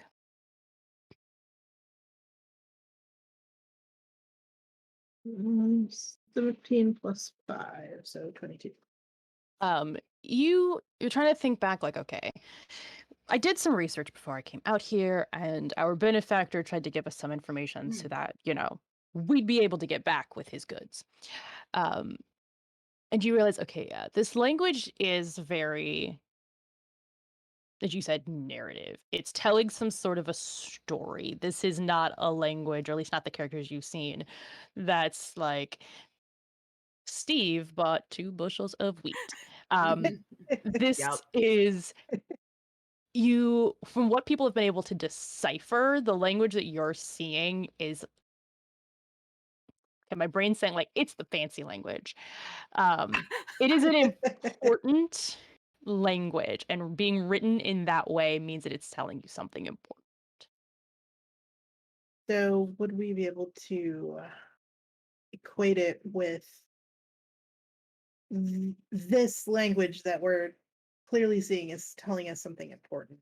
Would Mhm. we be able to in any way associate it with the individual buried inside? Like, would we see depictions of a scene, for example, depicting maybe a crowning of a queen or something to that effect that I guess like telling a life story or something like You have seen. Give me a history. It seems dumb because you just did this. What was your perception check when you were walking around?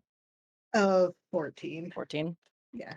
Um, between what you saw and then when you kind of came back and after each of you had gone around the building and kind of like compared notes, you're realizing that, and you see it up here again as well, that there are pictures of what looks like a female character. And there seem to constantly be two of them, very often facing each other.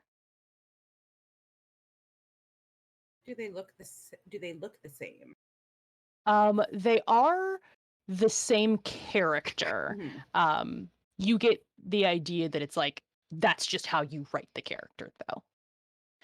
Um, there may be letters, characters before and after it that you Mhm. think, okay, I keep seeing that same set of characters before or after it in these depictions. Maybe it's telling me who it is, and this is just telling me that it's a female. Like it's saying like description Yeah.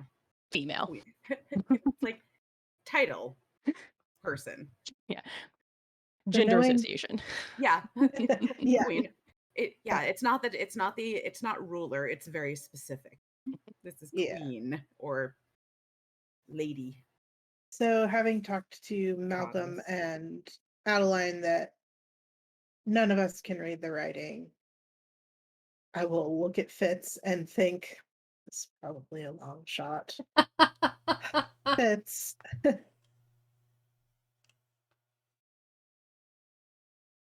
you happen to. I'm sure this is a long shot. I don't want to. You can't read any of this, can you? You can't read, can you? Okay, he's got an intelligence of +1, so like he's no grog. Like he's just No, kind she of doesn't. She just doesn't expect. It's just like the person that is like that unwittingly knows something that you wouldn't expect them to know.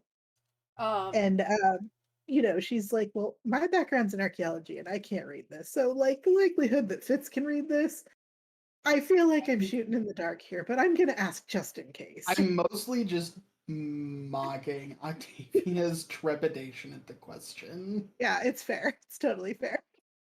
DM, is there a particular symbol that he recognizes out of any of the others? You have recognized symbols that look like they're depicting you think one that is like, I think that one means death? Mhm. But it's Objects. tomb. Um, and I think maybe I've seen one that depicts or something like, I don't know, envy, jealousy. It's been a while since I've tried to read Celestial, guys.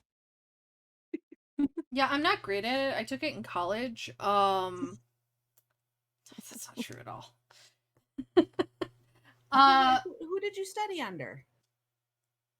Well, by I took it at college, meaning I may have dated someone who was taking it, and I just kind of dabbled a little. I didn't really actually take the class.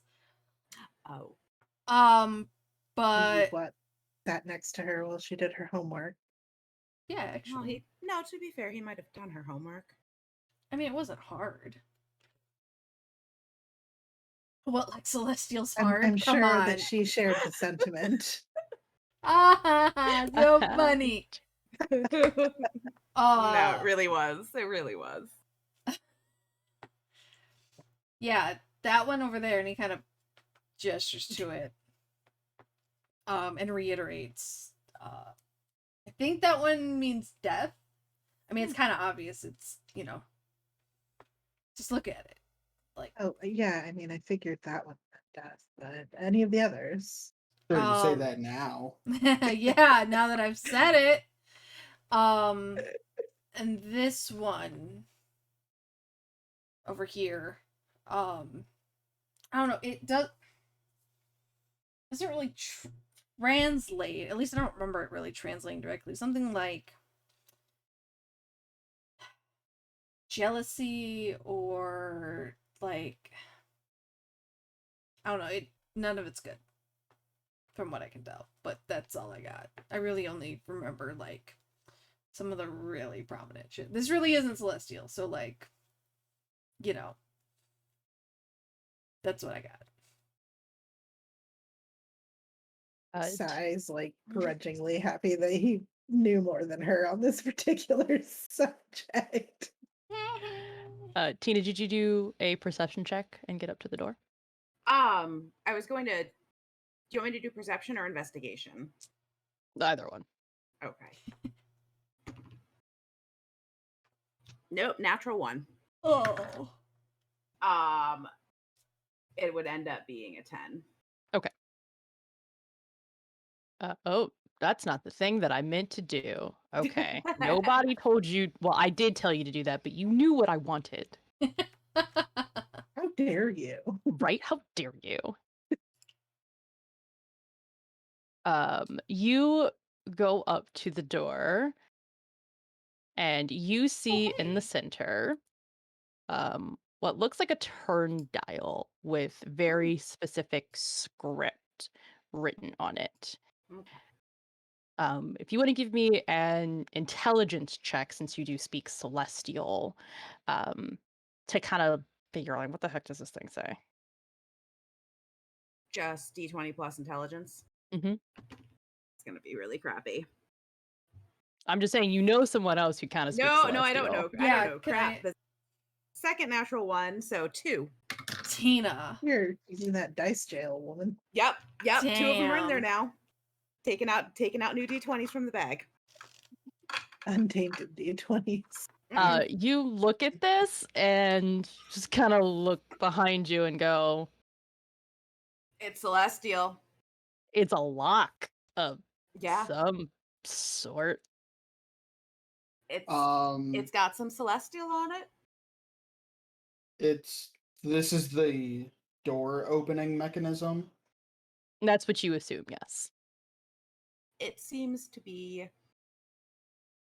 keeping them closed. Can I make an investigation check to see if there might conceivably be a way to pick the lock or defeat it?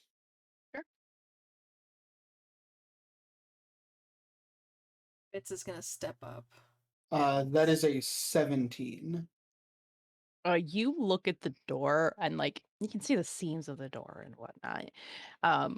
But you don't see like a lock or like where a key would insert into. All you can see other than like taking this like turn dial that's there, unless you were to like pry it off and try to get behind it, you don't see anything discernible. Like there's not a hinge or anything like that that you can see. It's really just slab rock with this kind of like in the center of it. I try and take a sketch of the entire mechanism. What, if any, of these pieces are movable? So you kind of put your hand out to it, and you hold it, and you realize you kind of like start pushing, pulling, whatever, and you realize that it pulls out and then starts to turn, and you would be able to turn it and reinsert it. in particular patterns as you see these like jagged pieces. Um,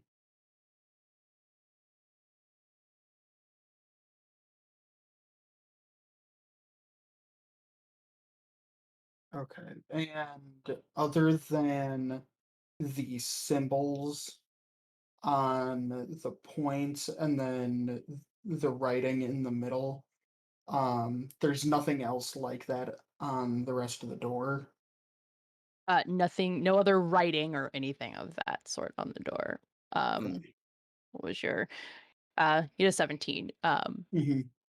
While you're looking at it, you're kind of like, well, I don't know what the writing in the center says, but you're smart enough to realize that like the top one has one line, and then the second one has two lines, and then You're the talking third about one the has points? the points. Yeah. Yeah, And the you're like, points are I had already assumed that yeah. the points refer to numbers. Yes, you're like, you've got that solidly. It's the interior piece of like what you're supposed to do with that that you're struggling with. But I Mhm. think I heard that Fitz was going to walk over. Yeah, he'll take a look at it. You said intelligence check? Yes. Is Adeline still there trying to figure stuff out? Sure, yeah. Then roll that with some help. Okay. Hey. 19. Take a look at it, the two of you, and each of you kind of piecing together what you think. Like, I think this character is similar enough to mean this. I think this one might mean this. And also just knowing, like, ancient tombs. People don't want their ancient tombs to be disturbed. You get the idea that it's a warning. You definitely get the word trespassers, harm, return thrice over.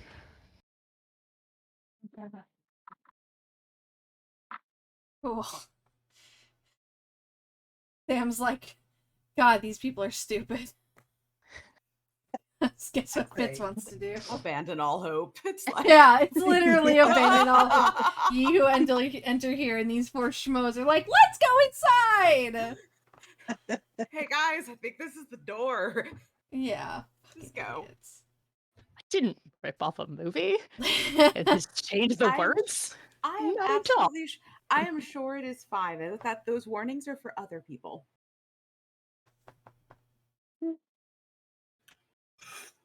It's fine.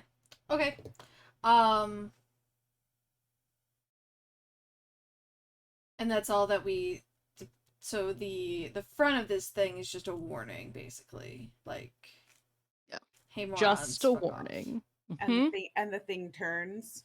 And the and stuff. thing is some sort of mechanism that will turn and move, and you guys get the like, if I can turn it and move it in the right way, like that's gonna unlock it. Unlock It's something. yeah. It's going to cause an effect. But Can you from what you've seen so far, that is the only reasonable way to cause any sort of effect that might get you the result you want. did you turn it, Dustin, when you kind of were checking the mechanism? No, I pulled it out, saw that it could be turned, and then put it back how it was. Do you think we could listen to it like we would like you can a lock? Uh, I'm sure we could try. Let me see if there is anything in my pack that might help us do that. And you see as I take off my pack and you realize that my pack is not an ordinary backpack, It is a bag of holding. And I start pulling out god damn everything. Yes. Feel free to go in and look at my character sheet. I spent that 150 gold coins on just garbage. Jesus. All of the garbage. Okay. I'm pulling out ball bearings and caltrops and a scroll case and rope and more rope and a net and a climber's kit and just goddamn everything. Isn't your bag of holding supposed to be able to summon what you're looking for? Without you having to dump the entire thing out? Yes, But this is funnier. but I summon something and then like look at it, this isn't gonna work the way I wanted it to. Jesus Christ. And I pull out an empty glass bottle. Mhm.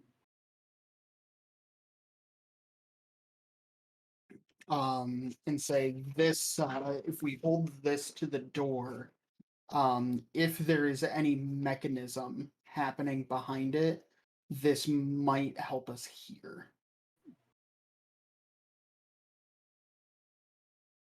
And I give the bottle to Adeline. Okay.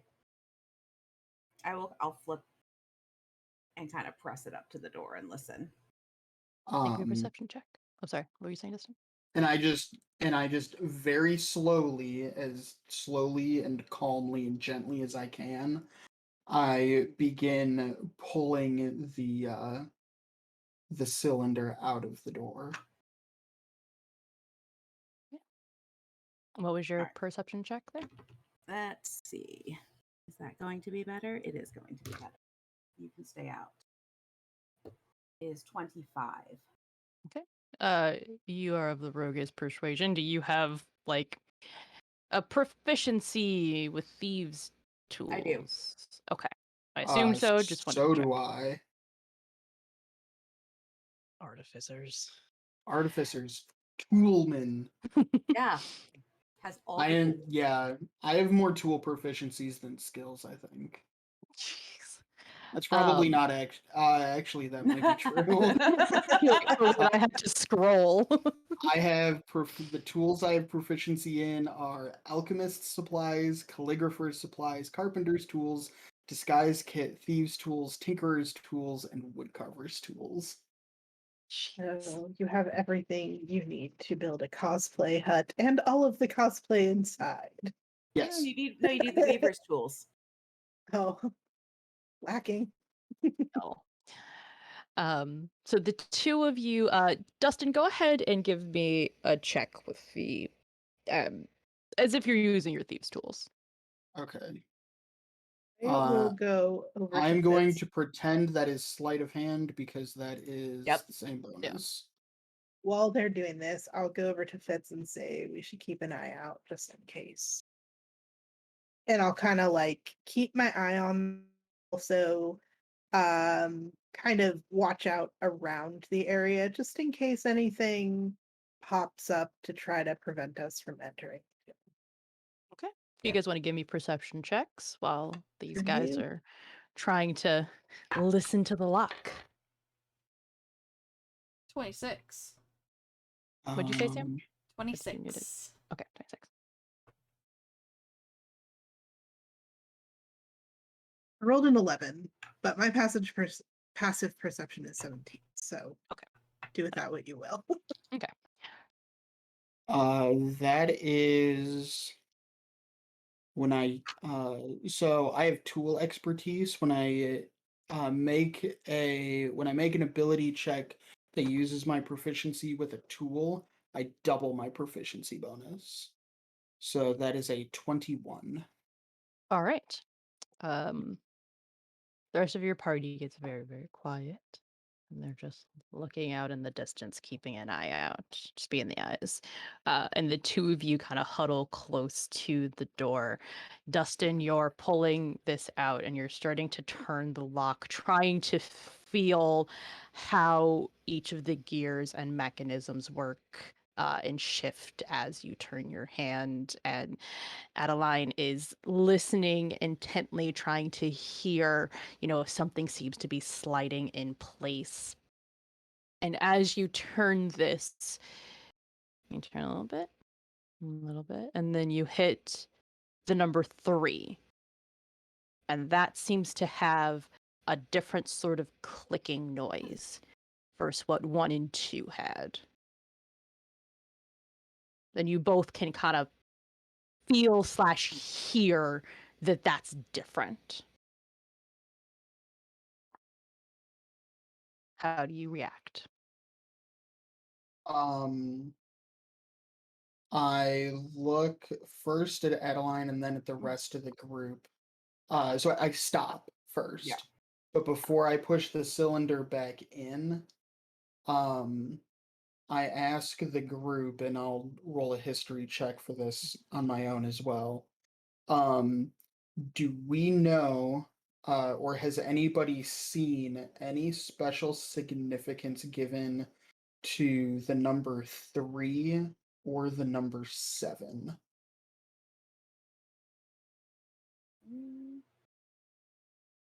We roll. Just what would you want us Yeah, to if roll you for guys that? want to roll I would say history or maybe. history, or even I'll give you perception to kind of like as you kind of like start looking around you, like I don't fucking know. 18. 22 on history. Also a 22 on history. 17 on history. Okay. You guys all kind of pause and you think and you look around, and Adeline and Octavia, you both realize that this statue over here, both hands have 3 fingers only.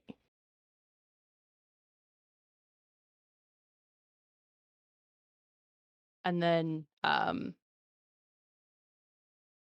sorry, that was Adeline and Fitz. And then Octavia and Malcolm, since you guys rolled above a 20, you guys start to, like, you see that as well. And then you start realizing, wait a minute. Are the clues directly in front of us that tell us the answer? Like, is it that simple? Or is that a trick? Is that a coincidence? And you remember studying that as you've like looked at the writings and things, that the writing of this language, depending on the direction the characters are facing, tells you if you should be reading right to left or left to right. And the characters on that warning are all right to left. That's pretty cool. And Sorry. how do I Right had to here. click Sorry, away left from to that. right. I'm right. I'm reading. I said it backwards. They're all left to right. Sorry. Okay, so we Uh, start over here. Languages that switch sides are confusing. Dustin, in order Rhodes, to get I had to to the... click away from that picture. Where is It should be a journal entry. I can see multi-level tokens and stairs. You don't see one that says door lock, Queen's Tomb. What? Fine, I hit show players again. There we go. Okay.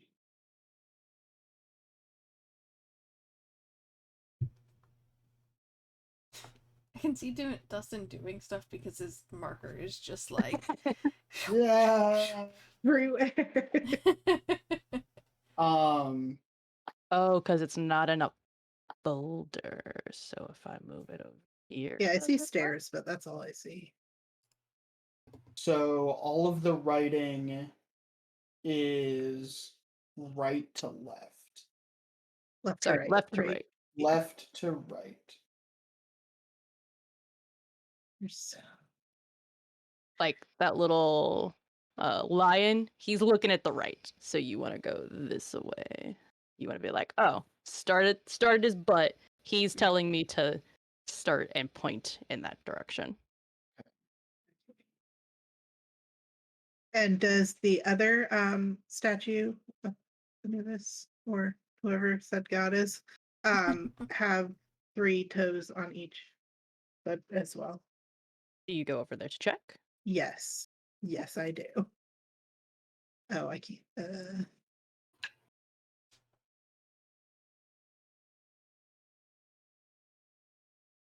Okay. Go ahead and give me a perception check or investigation.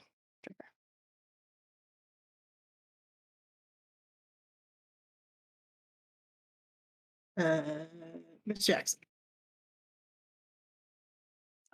So you don't say anything weird about his fingers, but you realize that like peeking out of his sandals can only see 1 toe each, and that seems a little weird Okay. because it's very like clearly open-toed sandals. No, the strappy sandals. Um. Okay. I'm not entirely sure what to make of that. So I am going to, with a piece of chalk, I'm just gonna write, the 3 symbol and circle it on the door, like you see safecrackers do in the movies. In the movies, because that's how And real life is. Okay. and I am going to, um, I'm gonna give Adeline a short nod. Yep. Before I just, uh, instead of pushing the cylinder in, I'm gonna keep spinning it slowly to see if we get that kind of reaction from anything else, any other positions. Okay. Each of you give me those tool proficiency checks, or one of Right. you help the other, whichever you prefer. Can I go examine the other statue as well? Are we The one. doing This thieves' one? tools? Yeah, Yes. thieves' tools. Mhm. No, wait. Investigation. Okay. Yes, please. Mhm. What's Fitz doing? Looking pretty. Looking pretty. Yes, he is. This is kind of the whole puzzle thing is kind of beyond Okay. him. He's going to. I think he's just going to keep watch still. Okay. 17 As for me. Octavia like fucking bolts back and forth across this whole fucking platform. Probably going like really fast. Too. Yeah. Octavia, you realize that other than like it's weird that the statue only has 3 fingers on each hand, um, you don't really see anything else that seems odd. But it does have like the right number of toes in comparison to the other one. That's weird. He has like Um, 7 stairs and 3 fingers. Yeah, I noticed that as well, that there are lots of 7s and there are lots of 3s Yeah. around everywhere. The miniature temple that I was exploring had 3 levels. There's 7 steps up to this platform where we're at. Everybody has 3 toes. And then what were your tool proficiency checks? 17. And 22. Okay. You keep turning slowly, and Malcolm, you get to 7, and you're like, yeah, this is it. And your hand keeps spinning without any sort of different noise or feeling. until you get all the way around, like your wrist is kind of hurting because you gotta like kind of stop and like, oh, I'm hurting my wrist in this weird way until you hit the number 9. There is no 9. It There's no only 9. goes to 8. Oh, I shared the wrong image, son of a bitch. It's the old one. It's an Oh. 8 now. Damn Whoops. it. Oh, the woes of being a DM. I Do know. you I need to thought I updated this update? like ages ago. Do you need to update any of your other descriptions? No. Okay. We won't get anywhere else tonight that I won't be able to have time to check. Okay. So, Um. damn it. So when I get to the 8, does that Mhm. make a different noise? That is where you have that same feeling as before, where something seems to lock into place. And Okay. then Adeline hears that same specific click. One in the And I'll just middle kind of has signal 8 too. toes. What? The one in Jezebel, the it's middle has 8 toes.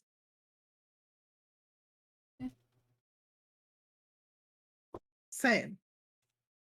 It There does. 7 are 7 stairs, 3 fingers, 8 toes.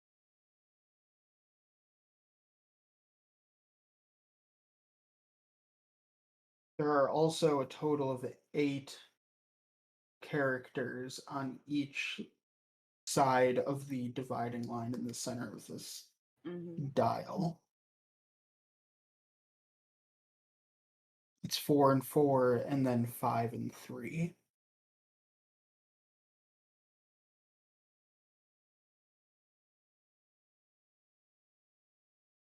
Um, I look at Adeline and say, "Well, we're already here. Do we try number 8 first?"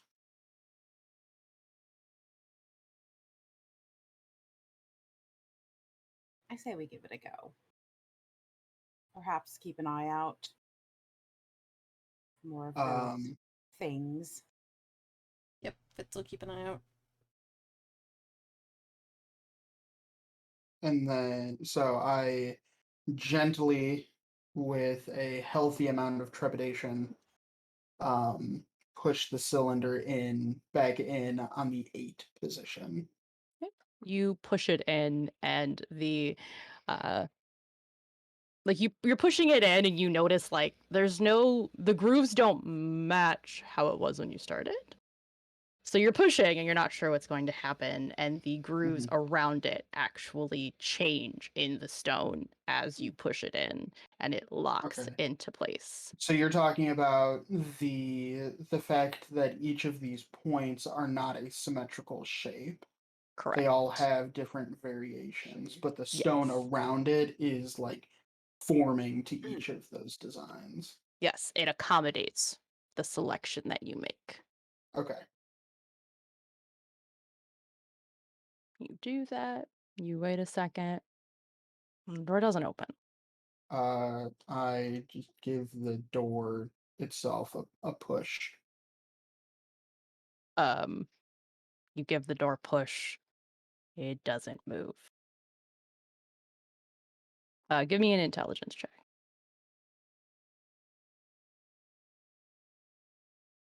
Did it make any sort of sound or anything when he pushed it in?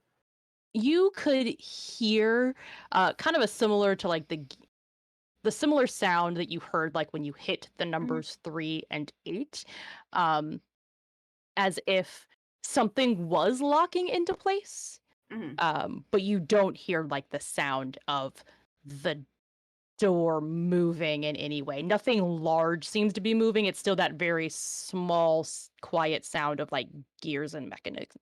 So it doesn't sound like once we pushed it in that It did additional anything. things kept shifting. That would be like, you lock something into place and there's a bunch of interior things that start Right. pulling. Okay. And what was that checked? My intelligence check was like 16. Okay. You're sitting there like, what the hell am I supposed to do with this stupid door? you realize that you've seen the number 3 a lot. And when you were turning this, you've come across 2 numbers thus far when you've turned it that had a different sound than everything else. Is there a third number you need to hit in the pattern to complete the sequence?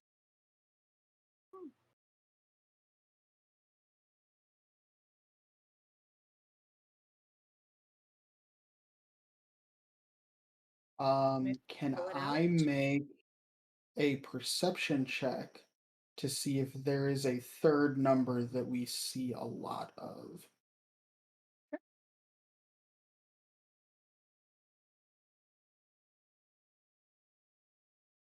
And that is a 24. Uh, over here, you notice, like Octavia tell you, like, this one only has like 1 toe on each foot. That's a little strange compared to everything else. And then you remember as you were walking around the city, um, you kept noticing that like each of the buildings, as you looked at them, particularly the buildings that were like a little bit nicer, each Mhm. had one symbol ornately carved um, on the door of the buildings. You also noticed when you were looking at the sundial, one very large jewel at the very point of the sundial.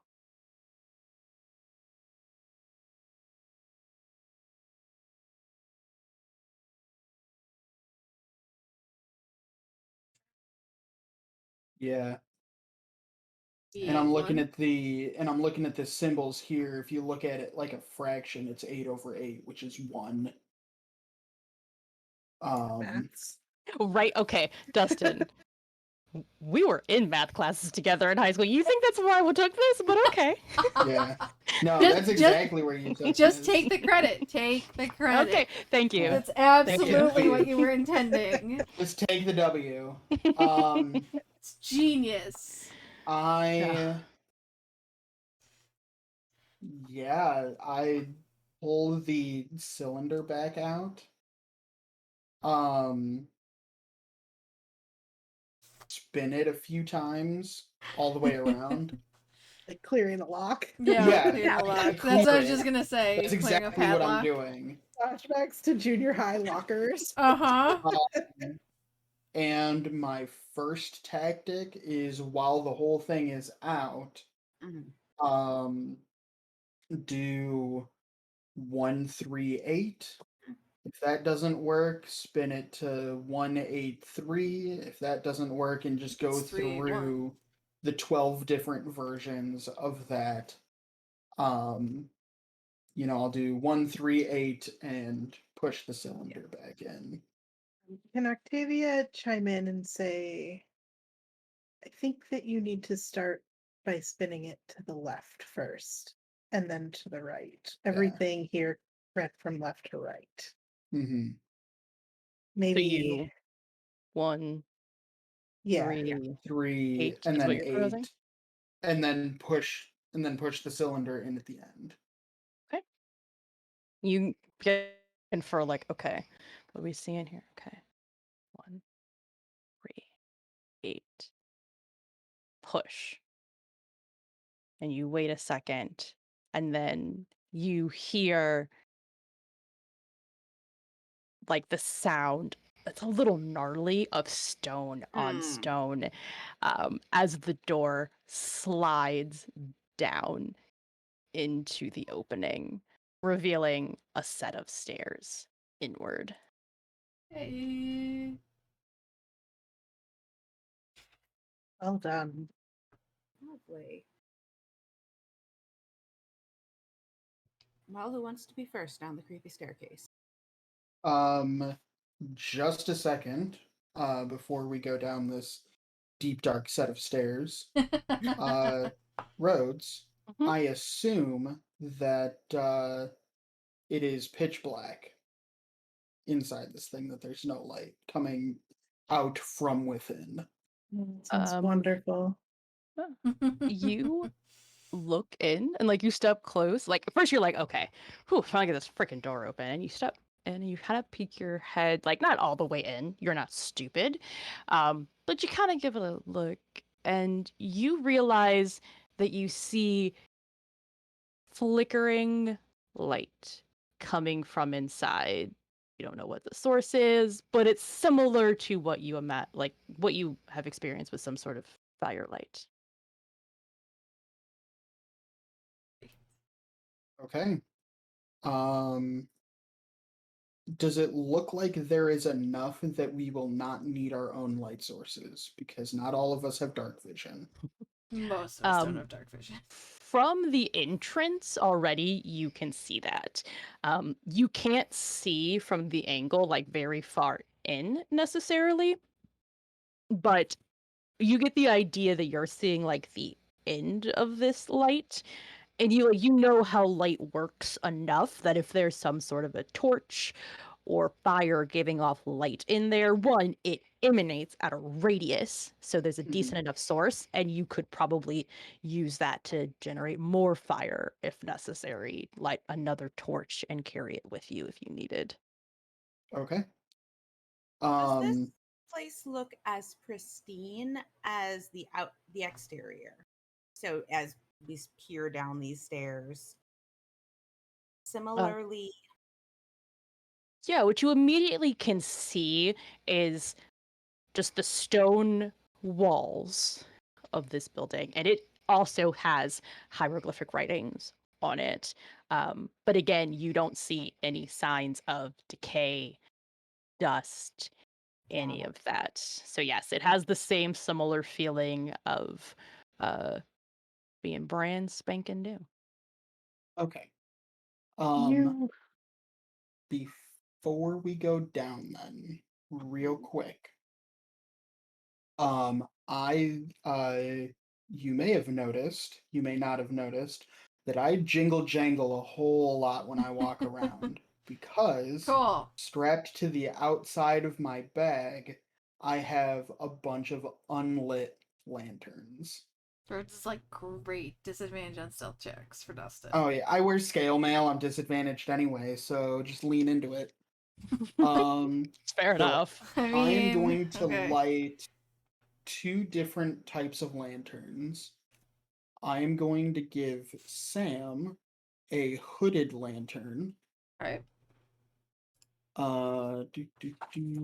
And that is powered by um a like clockwork contraption that emits its own light. Essentially like a clockwork glow stick that I've made.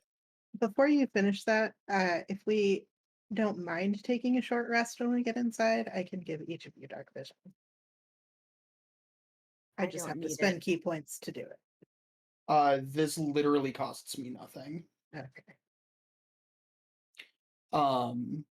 And what is the The range on that light? A Is it like hooded lantern casts bright light in a 30-foot radius and dim light in an additional 30 feet. Um, if it's fueled by oil, you have it for 6 hours, but I'm fueling it with clockwork magic. Tina, I am going to give you a bullseye lantern. I have dark vision. Do you? Yeah, Okay. Well like then, never mind? Sam, would you like a bullseye lantern instead? I think I do have Because a I'm going to bullseye. give myself a hooded lantern. What's the bullseye lantern again? A bullseye lantern is a 60-foot cone of bright and an additional 60 feet of dim, but it's a cone, not a radius. No, I'll keep the hooded. Okay.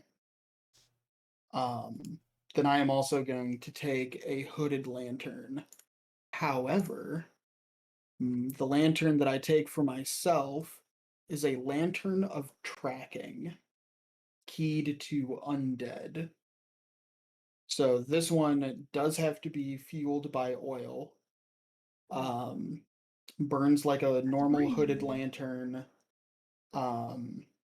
normally. But if there are any undead within 300 feet of me, the color of the light turns a brilliant emerald green. Are there any other reasons? Any other rules, regulations, Nope. cover, things like that? Like channel divinity turn on dead doesn't work if they're behind cover, like stuff like that. I will try to read you. That is very do, bright. Can I do. turn down the brightness of that nonsense? Yes, you can. This hooded lantern burns for 6 hours on a pint of oil, shedding bright light in a 30-foot radius, dim light an additional 30 feet. While the lantern is within 300 feet of any creature of the undead type, the flame turns bright green. The lantern does not pinpoint the creature's exact location. That is all it says. As you're lighting these bright ass lanterns in direct sunlight, Octavia pulls her hood more over her face and just like moves away. She's like, no. We need to get And her parasol. The range is 300 feet. 300 feet. As soon as you light it, it turns green. Cool. Okay. Cool. Great. I mean, to be fair, we are going into. To be fair, nothing. This shit's supposed to be all dead already. I'm a Has it Still. ever been Dead? This is Has it If ever you're been gonna- all dead? if you are gonna find anything in a tomb of anybody, it's gonna be undead. Why can't they just be dead? Uh, Not undead. So as I light it, and it doesn't even light orange, it is just immediately green. I just say to the group, interesting point of order. If the flame is green, there are undead nearby. Fuck. How near is nearby? Inside 300 feet. That is Is all I can my- tell you. is my staff giving any indication that there might be something closer than 30 feet? No. Well, Well, we can get in at least 30 feet then. And I just kind of like tap it on the ground and just say, this won't let us be taken by surprise. Well, and now we know that whatever it is undead. None of you mind. I Or would, something down here is undead, at least. yeah. Well, Probably. be on alert. If none of you would mind, I would very much like to go inside now. Yeah. You're like, undead or not, fuck it, I don't care. Sunlight is bullshit. You can kill undead. You can't kill the sunlight. This is true. Wow. Yeah. Alright. Lead the way. I will step in and as soon as I kind of step into one of the shadows in order to make room for everybody, I will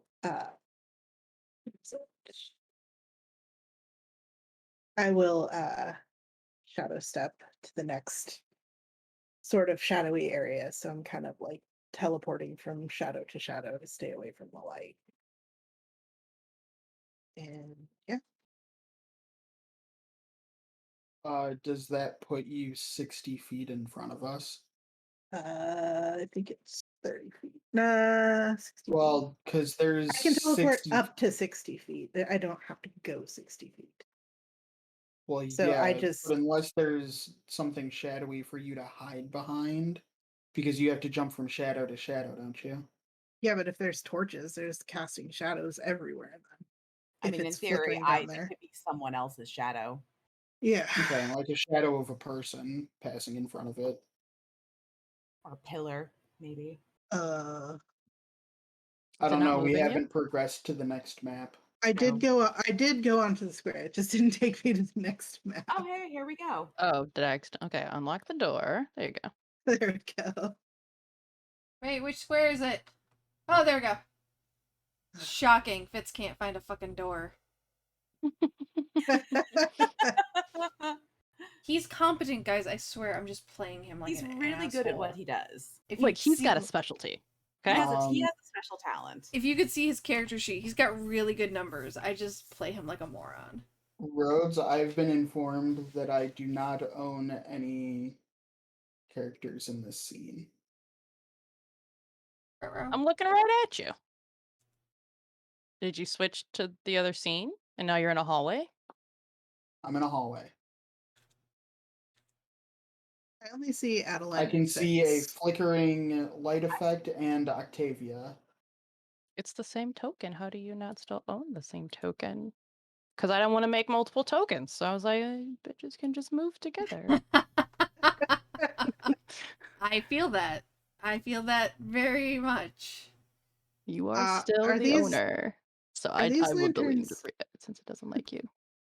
Now I can see nothing. Are these lanterns going to keep me having disadvantage on perception checks because they're? I think it's only direct sunlight. Yeah, it's not Is it sunlight. okay?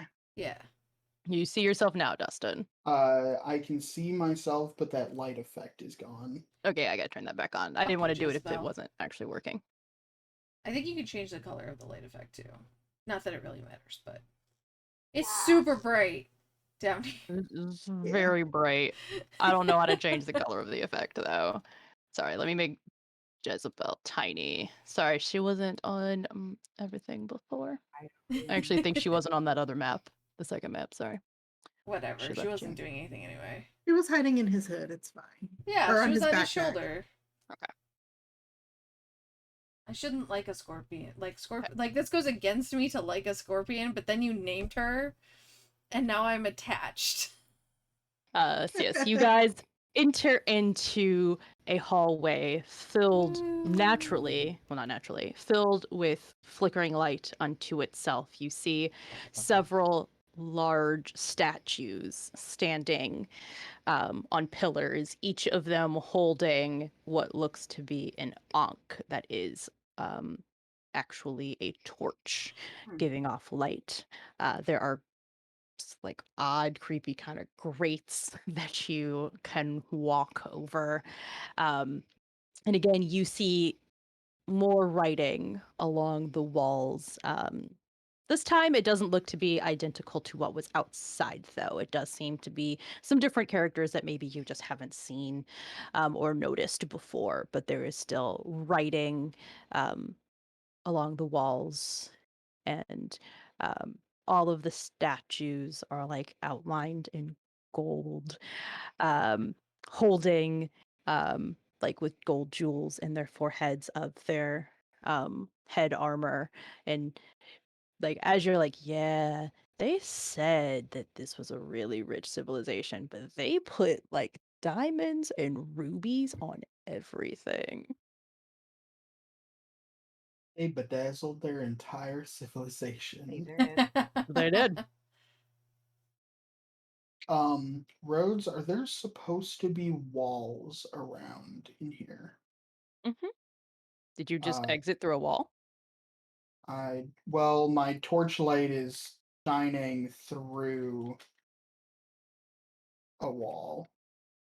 You Oh. mean you just went through a door? No. Yeah, like here. It I'm might just- inside this wall right now. It might just be where the line for the walls are. Yeah. Okay. You walk over in that direction and you actually see like, oh, there's a doorway right here. It's not a secret hidden door. It's very clearly just an entryway, and you Okay. realize that that's why your torchlight is kind of going in there. It's kind of going underneath the door and in the cracks and starting to fill that room. Okay. Well, I guess I've already walked in here, so I will explore this room then. It's like it was fucking locked, you asshole, but okay. It's fine. I don't know why you could walk through it when it was locked, so I did it wrong. Yeah, It's that's fine. weird. Sometimes Was you it, know was what it though? supposed to be locked? It's supposed to be Mary's- closed. You should have had to open it first. I don't see anything. I don't see Oh, any wall don't see, because like, a if you have symbol? walls up, Yeah, I can see the door. I can see the door You like symbol. walked right through it. Like that's Yeah. funny. if you've drawn walls, it's supposed to cut line of sight from the torch effect. I mean, I can't see it. You can't see the door? I can see the door, but I can't see the torch effect beyond the wall. Like, I see the wall is, like, here.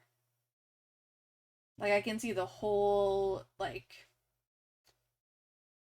brick work or whatever you would call it. But, Mhm. like, I don't see torchlight beyond. Like, now I do because the door Right, is 'cause the- open, but, like, I don't see beyond it. I don't see any of the walls or like the door icon or any of that. Okay, why don't you That's restart? really effing weird. Hit refresh on your browser. Right, Foundry. I got questions. If my player can just Walk not have through to shit? refresh and walk through doors like a goddamn ghost. Bullshit. To be fair, sometimes if you are, depending on the angle you're at, you can end up clicking on a door and opening it and not pressing it. Yeah. Where like I've definitely moved. Okay. For some reason, refreshing fixed everything Yay! for me. See? Okay. So I can see a door There you go. icon and cannot see into the room. Was the door supposed to be closed? It's open now. Okay. God damn it. I'm sorry. It's not your fault. It wasn't a locked door. It was simply a closed door, so it's fine. Okay. You bumped that- into it and it opened. Oh shit. Just creaked out. Maybe we should. It's like when you lean on something and then just like fall through. I wasn't expecting that. Malcolm steps into this room and immediately sees 6 sarcophagi. Is that the plural? Sarcophaguses. Yeah, those. 2 that are standing up against the wall, and 2 that are laying down on platforms. And on the ground, there is an ornately drawn symbol that looks to be like a sun and maybe some scales. You're not quite sure. It looks to be depicting probably something religious again, and there are small chests next to the 2 horizontal sarcophagi. I take notes of what the image in the middle of the floor looks like. Do my best to try and draw some kind of, simplified facsimile of what it is. And then I'm going to move over to this chest. And I am going to inspect it to see if it's locked and or trapped.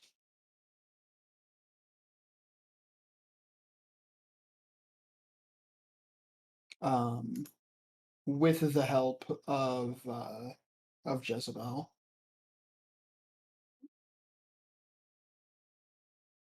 And that is a dirty 20. With a dirty 20, you see that this is just a simple latch. No combinations, no keys necessary. And you check it out, and you don't. God, there's so many flickering things. Jesus. Um, I'm gonna move myself. Sorry, I hope there's no one who has epilepsy watching this stream. It's not that bad, but you notice it's like, okay, you don't see anything that gives you the hint that it is trapped in any way, shape, or form. So if you would like, you could take the risk of opening it. Which I do. Okay. You open it, and you and the museum that you are one day going to help fill. And it's going to be the Sun Bottle Museum, and everyone's going to credit you for your grand works of traveling the globe.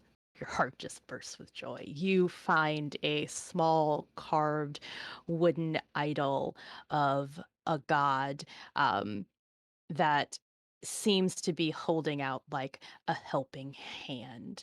You see another like circular holy symbol of um, a god, and it's just an of that you assume is some sort of divine symbol, and it's just an eye that seems to be watching, as well as a small leather coin purse. So we It's cursed have at all, of course. a wooden idol. We have an eye holy symbol. That is stone, by the way, for the holy symbol, the round holy one.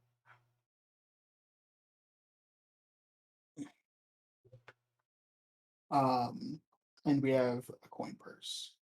Mm. Um, what is in the coin purse? You open it up and you see gold. You don't know what its value was at that time, but you do see 30 pieces of their gold currency in that bag. Okay. Are the coins stamped with any kind of design or writing or anything like that to denote their value or denote some other kind of significant thing? You can see that they are stamped with a face that almost looks like a human jackal hybrid. There is a symbol written on it. Um, you're not sure what the symbol says because you don't speak their language, but you do get the idea. Give me a history check.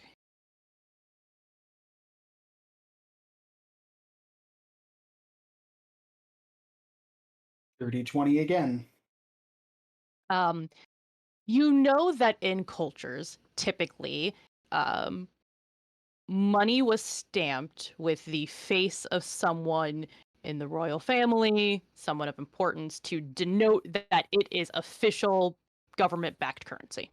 Yeah. So you understand that this was money from that era. Um, so they're not decorative in some fashion. This was actual currency from the time. Um, you also remember that in this civilization, the kings and royal family were considered basically gods, both on Earth, and would become gods when they pass and go to the next phase of life. Um, Okay. and so that's why you think that the face looks a little strange, like it's depicting perhaps that that pharaoh, perhaps in their next form. Okay.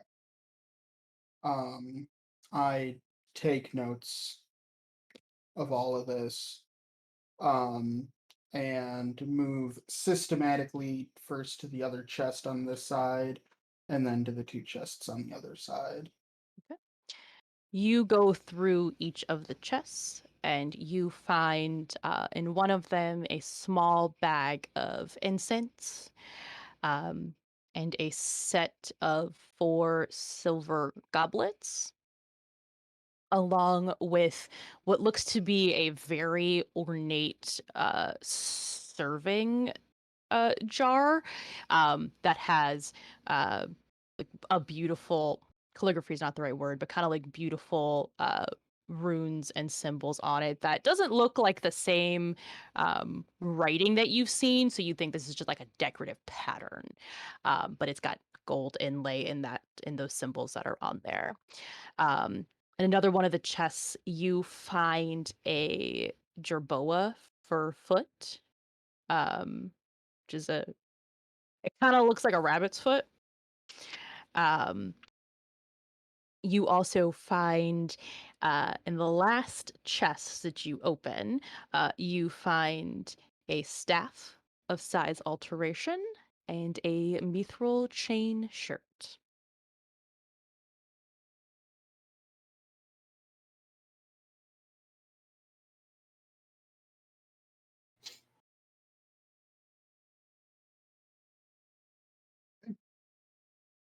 Um,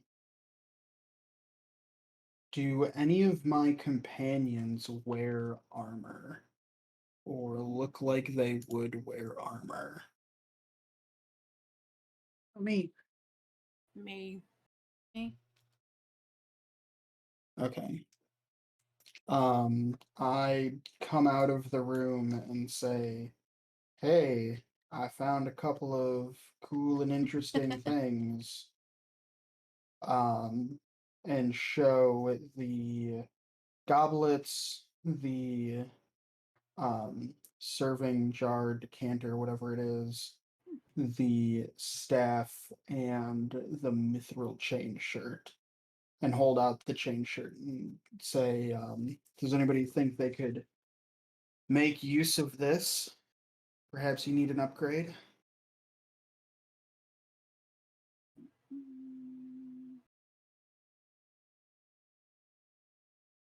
Why can't I fucking find it? Yeah, absolutely. I have a feeling it's gonna be one under. Nope. Why can't I find mithril chain? It's just chain. It's under. If you, I just type mithril. Oh, A there It we go. brings it. mithril chain shirt gives you an AC of 13 plus your dex modifier maximum 2. Okay, so Your it'll be max AC would be 15 if you used it.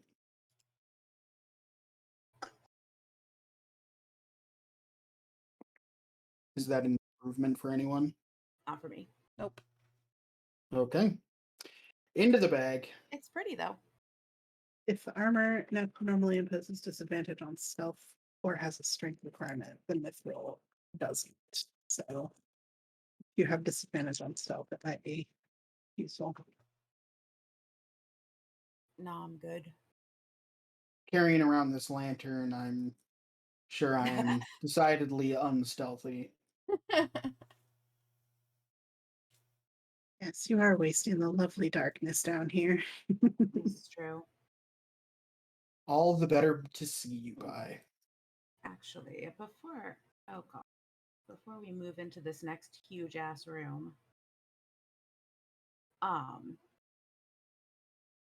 once we get up to the edge, or I guess the end of this hallway, I want to cast Find Trap, which is if you sense the presence of any trap within range that is within line of sight. So it's anything that would include a sudden or unexpected effect that you would consider harmful that was specifically intended to be that way. So not ceiling collapse because it's old and crumbly, but anything that's magical, anything that's mechanical that would have been designed in that fashion. You're muted or You're something. muted. I hit the button. You cast that spell, and immediately you know, like, of anywhere around you could be a trap. You know that it's present, but obviously due to the nature of the spell, you don't know where. Mhm. You know that behind you didn't trigger anything. Ahead of us, it could be Mhm. anywhere up ahead. Yeah. All right, then I And what's will. the radius on that? It's 120 feet. Okay. Super specific. So, I mean, it's, yeah, moving forward. So yeah, it could be anything. It could be an area of effect. It could be a singular something in a wall, but keep a wary eye as we move forward. Okay. I'd like to I would personally like to check for trap before I move into this room to see if I can notice anything that is a um that looks like it would trigger either a floor. I'll examine floor tiles, and then also I'm assuming if I don't know if these are or something. Yeah, I want to examine the 4 pillars, tables, shiny things in You the room.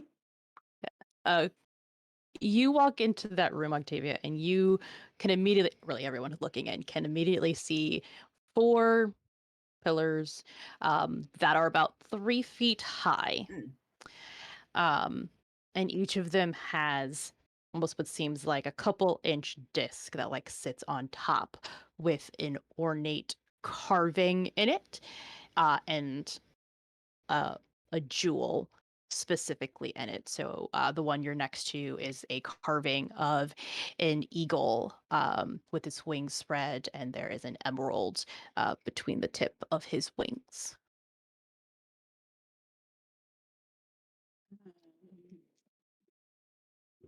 I don't have any check for traps, tricks, or anything like that, but would I be able to discern whether or not there is anything dangerous about these pillars? Like if I touch and or see if I can pluck up the gem, is it going to, shoot a spike at me or drop a boulder on my head or Give me an investigation anything? check. And then, Tina, were you going to roll to check for traps? Yes, I wanted to. Okay. Go for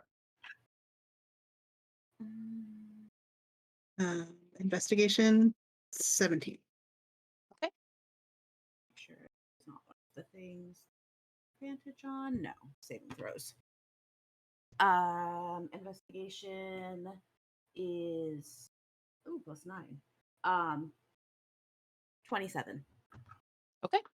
And you're specifically checking like the tiles and things like that, you said, correct? As I move into the room.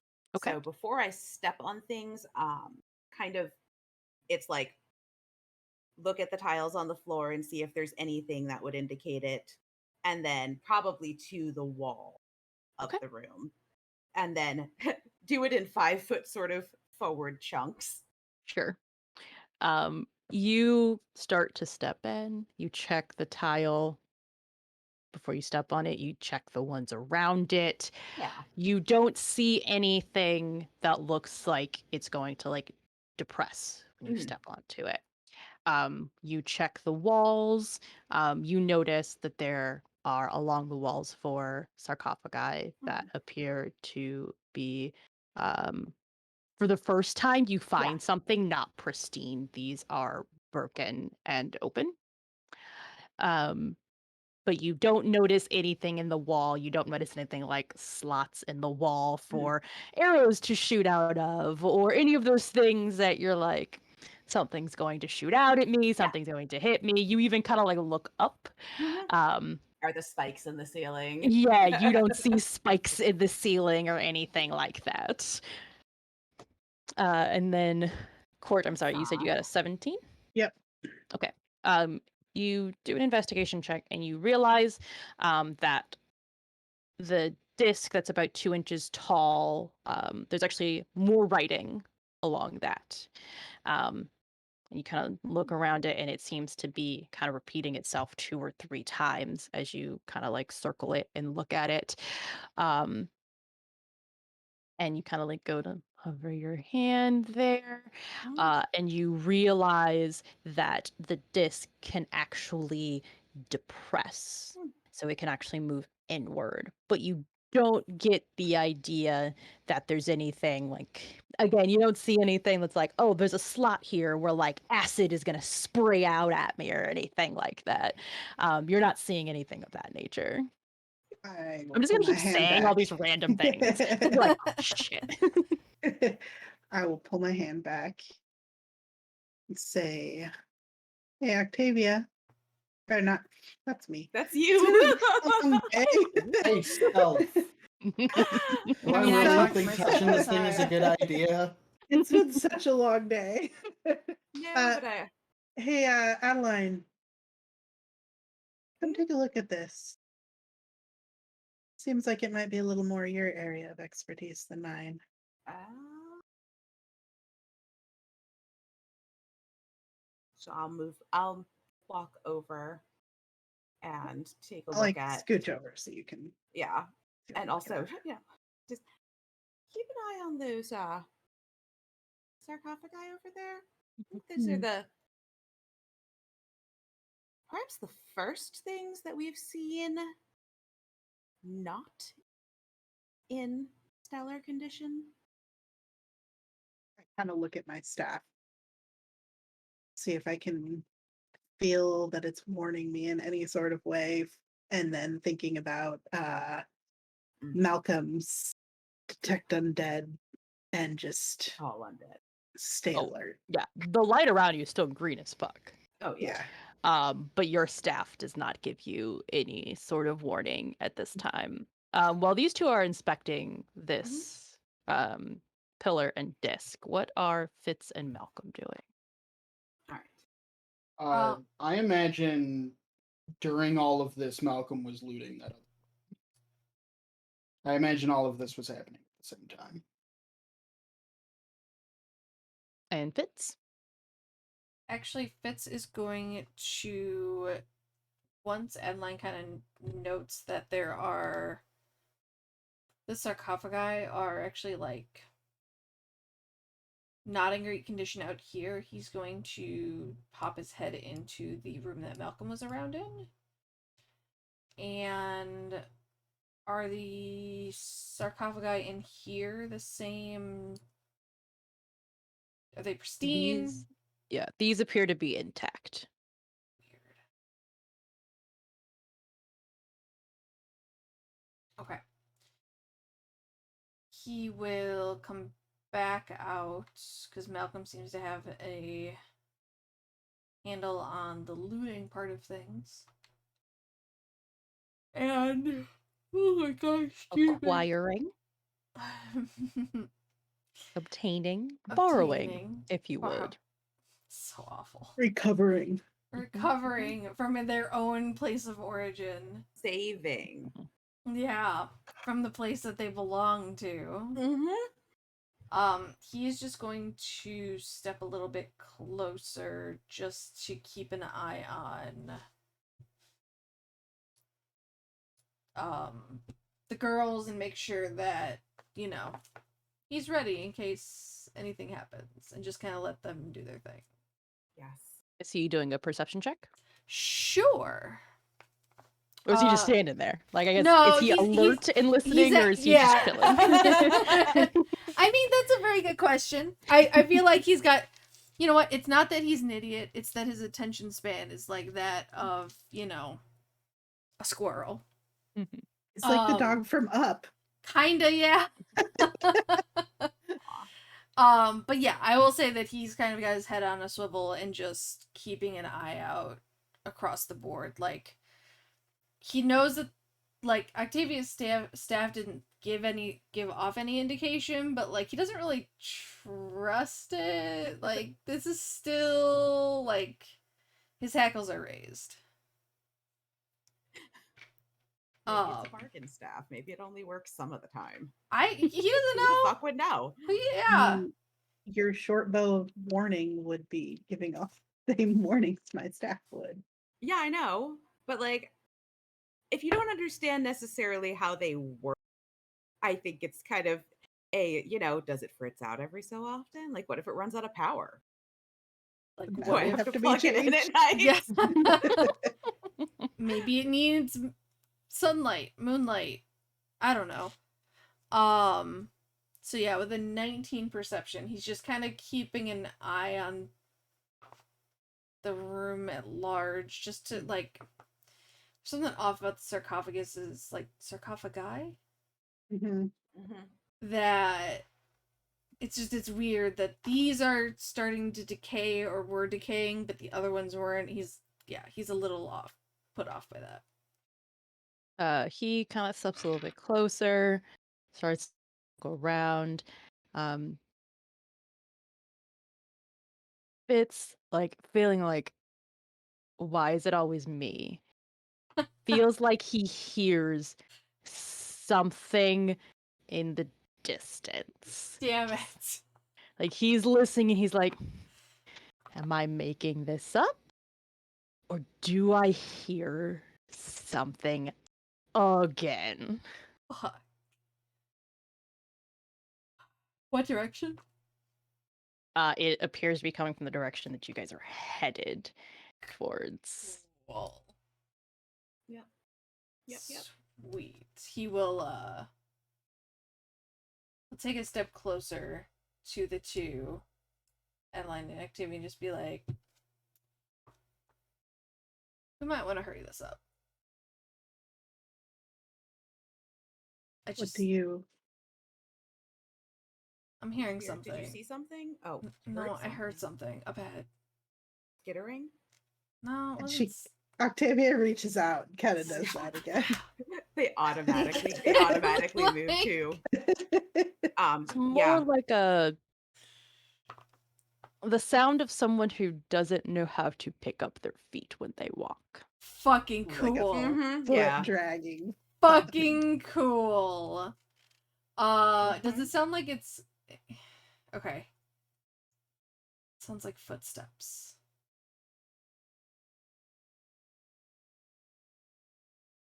And yeah, any kind How of far?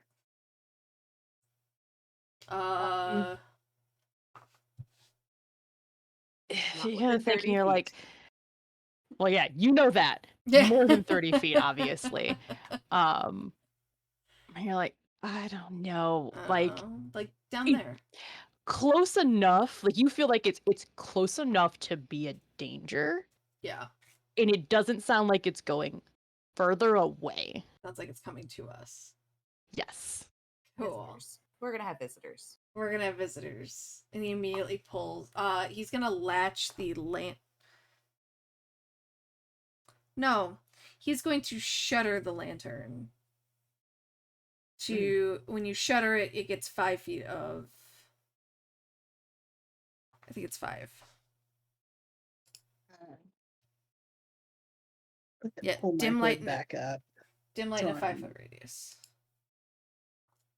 And he's going to clip it to his belt, one of his holster belts, and pull his weapon. Just to be ready. And watching in that direction. And how does Malcolm react to this warning?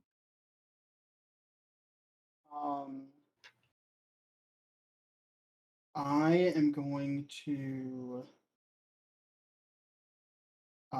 take a few steps towards Fitz, and if Fitz is facing the direction we're headed, Yeah. I'm going to turn and go back to back and face the direction we came from.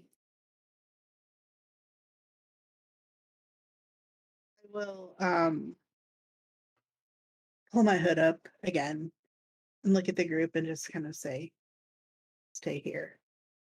And I would like to shadow step to the nearest shadow in that direction to try to see if I can see what's coming or gauge how far away it is by hearing what's coming.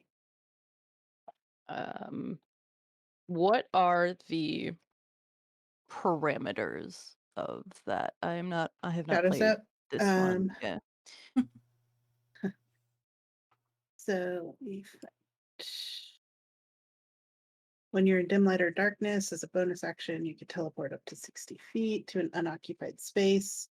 You can see that is also, to an unoccupied space, you can see that is also in dim light or darkness. You then have advantage on the first melee attack you make before the end of the turn. I want to basically use it to try to scout ahead, but stay within the shadows so that I can try to hide from whatever seems to be coming. Okay. And what shadow are you aiming for? So probably right around here in this area, just between like the pillar and the wall without getting too close to the mummy, but stepping out of the light that the torches are casting. I And I have want not to used look. the term mummy. I don't know why you're using that term. Oh, I was talking about Sarcophagi. I was talking about the sarcophagi, but where the mummy should be. Roche is out it herself. I mean, the foot dragging kind of gave it away for me, not gonna lie. But I want to just duck into a position where I'm out of the cast light of the torches that are on the wall. And then look down the hallway. I can see the statue because I don't know, it's showing me what's in there. Go Rose, ahead and I found the Staff of Size alteration as a homebrew item on D&D Beyond. Is that the object that Yeah. you're... Okay. I didn't homebrew a different one. That one is Okay. sufficient. You step over there. Let me do this. No, that's not the button I want.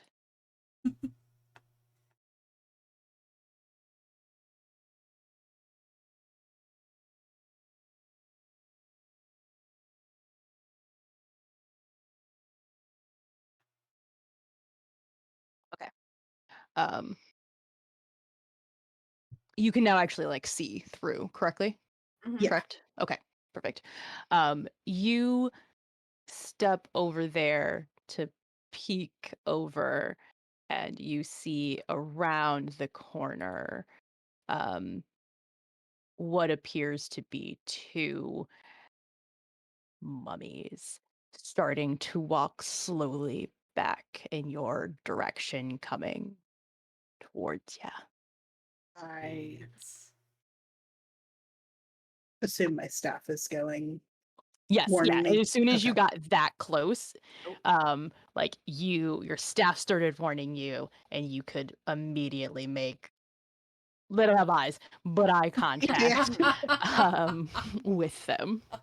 I will shadow step back over to here, just out of the flickering, and then just kind of very quickly walk back to the group. And I say, mummies, coming this way. And I kind of spin my staff a little bit and then like prepare it, like indicating physically we're going to have to take care of this before we can go on. I'll mouth how many. Who that I saw. She just is speaking very quietly. How does everyone else? How do you Fitz and Malcolm and Adeline react?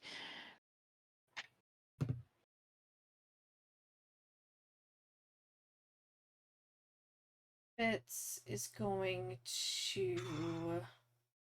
Octavia, you pointed in the direction that they were coming from. Yeah. Okay. He is going. And she kind of like indicated they were just past the opposite corner from where I was standing. Gotcha.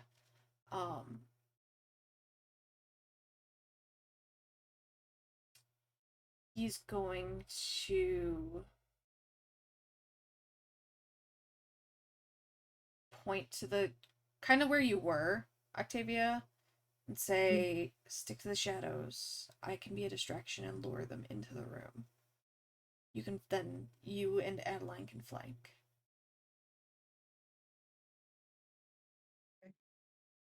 Is there like a shadowed space I do? I'm guessing, just for clarification, because I Mhm. know that you have the torches strategically placed. Is the area between the torches that's not lit up, is that shadow enough for us to kind of hide in them? And also for me to keep using that ability as needed? Yes, as long as Malcolm is ruining some of the natural shadow that you would get. Yeah. Fitz But kind those of other tries areas to that are get it. darker, No, you need to yes, close it. that is shadow enough for your ability to work. So how I was figuring, when I just used it was I stepped out of Malcolm's light and then kind Mhm. of Right. poofed over to the next area, Yes. knowing that my dear human friend is not exactly got the same vision that and I I like will. looking at stuff. Yeah, It's can fair. you close Soon. that I can. shit? I like looking at stuff too. I just don't need the light to do it. Snap. I will. I will tell or indicate to Adeline to go in the direction that I came from, since you use a crossbow, you'll have more range on it. And then I will go this way. Is there room that way though? I can kind of slip between and get to the corner. And then if you're here, you should have a direct shot at them. Yeah. Okay, as long as you can get to the other one. Yeah, Fitz is gonna try and lure them into like this kind of Is he funnel. stepping further in? Once they get into position, Gotcha. and once he gets Malcolm to close that fucking lantern, or else someone else is gonna be the fucking distraction. Where did you get up to? You got up to right here. Yeah, she No. was like here. Yeah, like right between these two. I think I was standing right here. Then. I'm actually gonna stay a step back from that so that I can shoot around the pillar if I need to. Before Octavia actually walks away from me, because you were like, yeah, I was standing like almost right I next was standing to me. like right here. I will say wait before you go. And I toss you a small vial filled with a mysterious blue liquid. Ooh. Okay.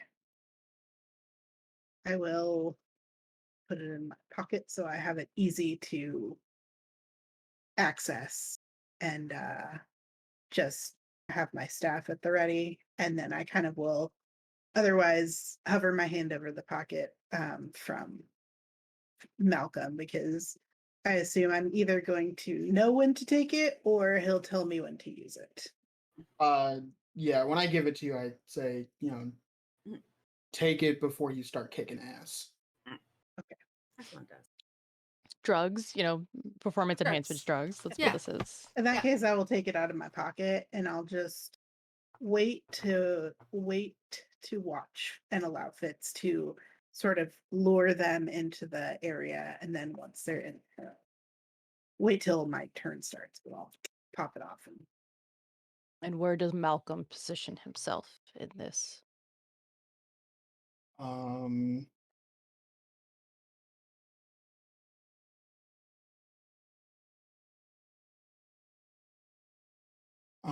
am going to. How high is the ceiling here? 35 feet. Cool.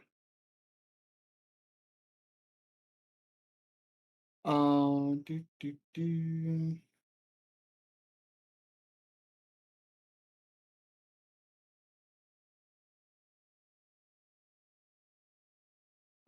I am going to reach into my pack and grab it's stored in like a coin pouch, but it is essentially like a bag of that like old rubber cement goo shit. And I spread it on the bottoms of my shoes, and I'm going to cast Spider Climb on myself. Awesome. You gotta close the fucking Where are you lantern. climbing, sir? As you guys are like communicating and getting strategic, you do hear the shuffling, and now you can distinctly hear some sort of like gross moaning. Is getting a little louder. I'm going to go this way only because it is the closer wall, but I am going to go as far as I can up the wall, so like 20 feet up. I'm going to move your token so that I can see how that is designed to make sure that actually works. I'll move you back in a sec. Is your lantern still open or did you close it? Still open. So you're like hanging vertically off the wall. Okay. It's a little bit, you're that square is very close to the statue. So while you can climb there, I'm almost gonna call it like difficult terrain because you're trying to like not step on the statue essentially, like Yeah, step well, into like, its there's no shoulder. way. Yeah, I mean, there's no way to be like precisely here between these two spaces. Yeah, to really have it not be like difficult terrain, you would need to really like round the corner and get away from the statue and like how much like how much So space I would it's need to taking be up. like here Yeah, for and it you to can be not be. like on that corner. Okay, then I go here. Okay. And I'm Um, gonna move just but there. Yeah. as soon as I'm above the statue, Mhm. I am going to move back a space to keep Octavia out of the light as much as possible. I'll kind of like crouch down so that I'm like a little more in the shadow, like the overhang of the pillar that's kind of on the ground. Okay. You're gonna crouch behind it, like right here. I'm fine. Yeah. Yeah. All right. You guys start to position yourself. Fitz is just kind of watching, waiting for everyone to like figure out their strategies Yep. and things. Does he He's going. begin to be a distraction in some way, or is he He- still holding? Once everyone is settled, he's going to step forward 30. I assume he sees them at this point. Oh, maybe not. Yeah. It's kind of dark. He doesn't have dark vision, so he probably hears them. He hears them, and there's still some, like there have been torches strategically placed, all lit throughout this entire place. Mhm. And so there's some torchlight, like there's a torch right here, giving off enough light that you like might not be able to see their whole body, but you can see like half an arm as it starts to like essentially climb out of the shadows towards you, which is actually kind of worse. Yeah, kind of worse. A little bit. Also, I really like these tokens for these mummies. They're super cool. Yeah. Yeah. I can take no credit. It's whatever Foundry had. I like the map in general that we're using. Yeah, me too. Very Thank you. awesome. I will take credit for that one. That was a lot of work. And once everyone is settled and hidden as much as they can, he is going to take one hand and give a quick whistle. Mhm. And say something witty that I cannot think of off the top of my head. All right. Along the lines of, hey boys, let's play. Everyone gets into their little strategic positions, and then Fitz just kind of barrels on down the center. Yep. Malcolm, give me a perception check Oh, Fitz. or Arcana, either Fitz, one. Fitz. It is the same. Okay. Natural one. Oh, Oh, what's the man. result? Total of 6. Okay. You're not sure what happened, Uh-oh. but as soon as Fitz entered the room, you feel it's almost as if you feel some sort of magical effect has happened right Oh. next to you. Oh, cool. You also realize, like Adeline, that you've been like kind of waiting for the Yep. other shoe to drop. Yeah. And you both look at like the entranceway to this room, Mhm. and you realize you can't see clearly through anymore, almost as if there is a shimmering magical barrier stopping you from going backwards. Right. Yep. Just as What? Fitz. Go ahead. Which side of the barrier am I on? You're in the room. Oh shit. You're in the room. I'm in the room. You're in Well, the it's a room. good thing I don't like difficult terrain, huh? Yeah. Yeah. Uh-huh. That goes off you two notice that just as Fitz whistles and says his witty, snarky line, and Oh, yeah. and we will pause there for the night. Yay! And Sam can think of her witty comment. Yay! Yes. Hopefully something will come to me in the next That's 2 so days. awesome. Woohoo! Good This- times. Yeah. This is awesome. Like, It's Thank been a lot God for of not fun. liking difficult terrain. yeah, Oh, seriously. Yeah, what happens if you're in is that like a cut in half wall, or is that a pushes you into the room? So it's It probably pushes me to one side or the other. Yeah, it's a like Rhodes told you that was difficult terrain to get you in the room, because it was just easier. Yeah. I was a little bit overwhelming. Like, no, that's difficult. You don't want to do that. I don't think you want to do that. There's really bad handholds there. A much kinder DM than I would be. You're like, I'd you be want to like, stick your okay, dumb let's ass in the... start. Okay. You're stuck outside. You can't do shit. You take 20 force damage. At that point, you just go back and he looks in his bag and he's like, "Meh, I got some stuff," and just walks out. And then just walks out because he got all that shit. Yeah. Dispel magic. You could, but I mean, you could also just wait for things to like for everyone inside to kill each other and then go in and Yeah, Yes. loot all your corpses. Yeah, do that. Yeah. Mm-hmm. That's smart. Mm-hmm. Yep.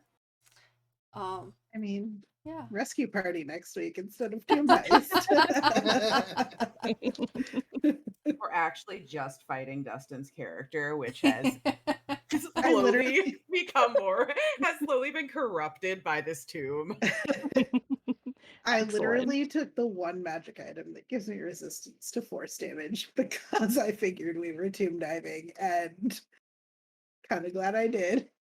Hey, you never know. Oh man, good times. Yes. Yep. All right, Good well, So times. Friday, yes, Friday at Friday for the epic 6:30. conclusion.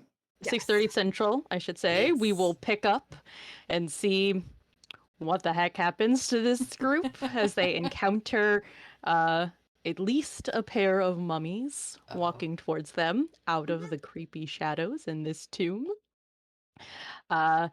And we will be continuing to raise money for Extra Life during that stream and celebrating Tabletop Appreciation Weekend as well. And as I said, it's the weekend, so, you know, I'll have some sort of booze around me, and maybe I barely know how to use Foundry, so it's gonna be real funny when I'm drunk and trying to use it. So donate. probably be It's really for the good at kids. And yeah, I think that's our next stream. We don't have anything else until then, until probably the Nope. weekend, correct? Correct. That is what the schedule master has confirmed. Yes. I trust him. But yes, thanks everyone for joining us as we did part 1 of our tomb heist. And we will see you on Friday then. Yay! Hey, bye. Bye, Good night, everyone. interwebs.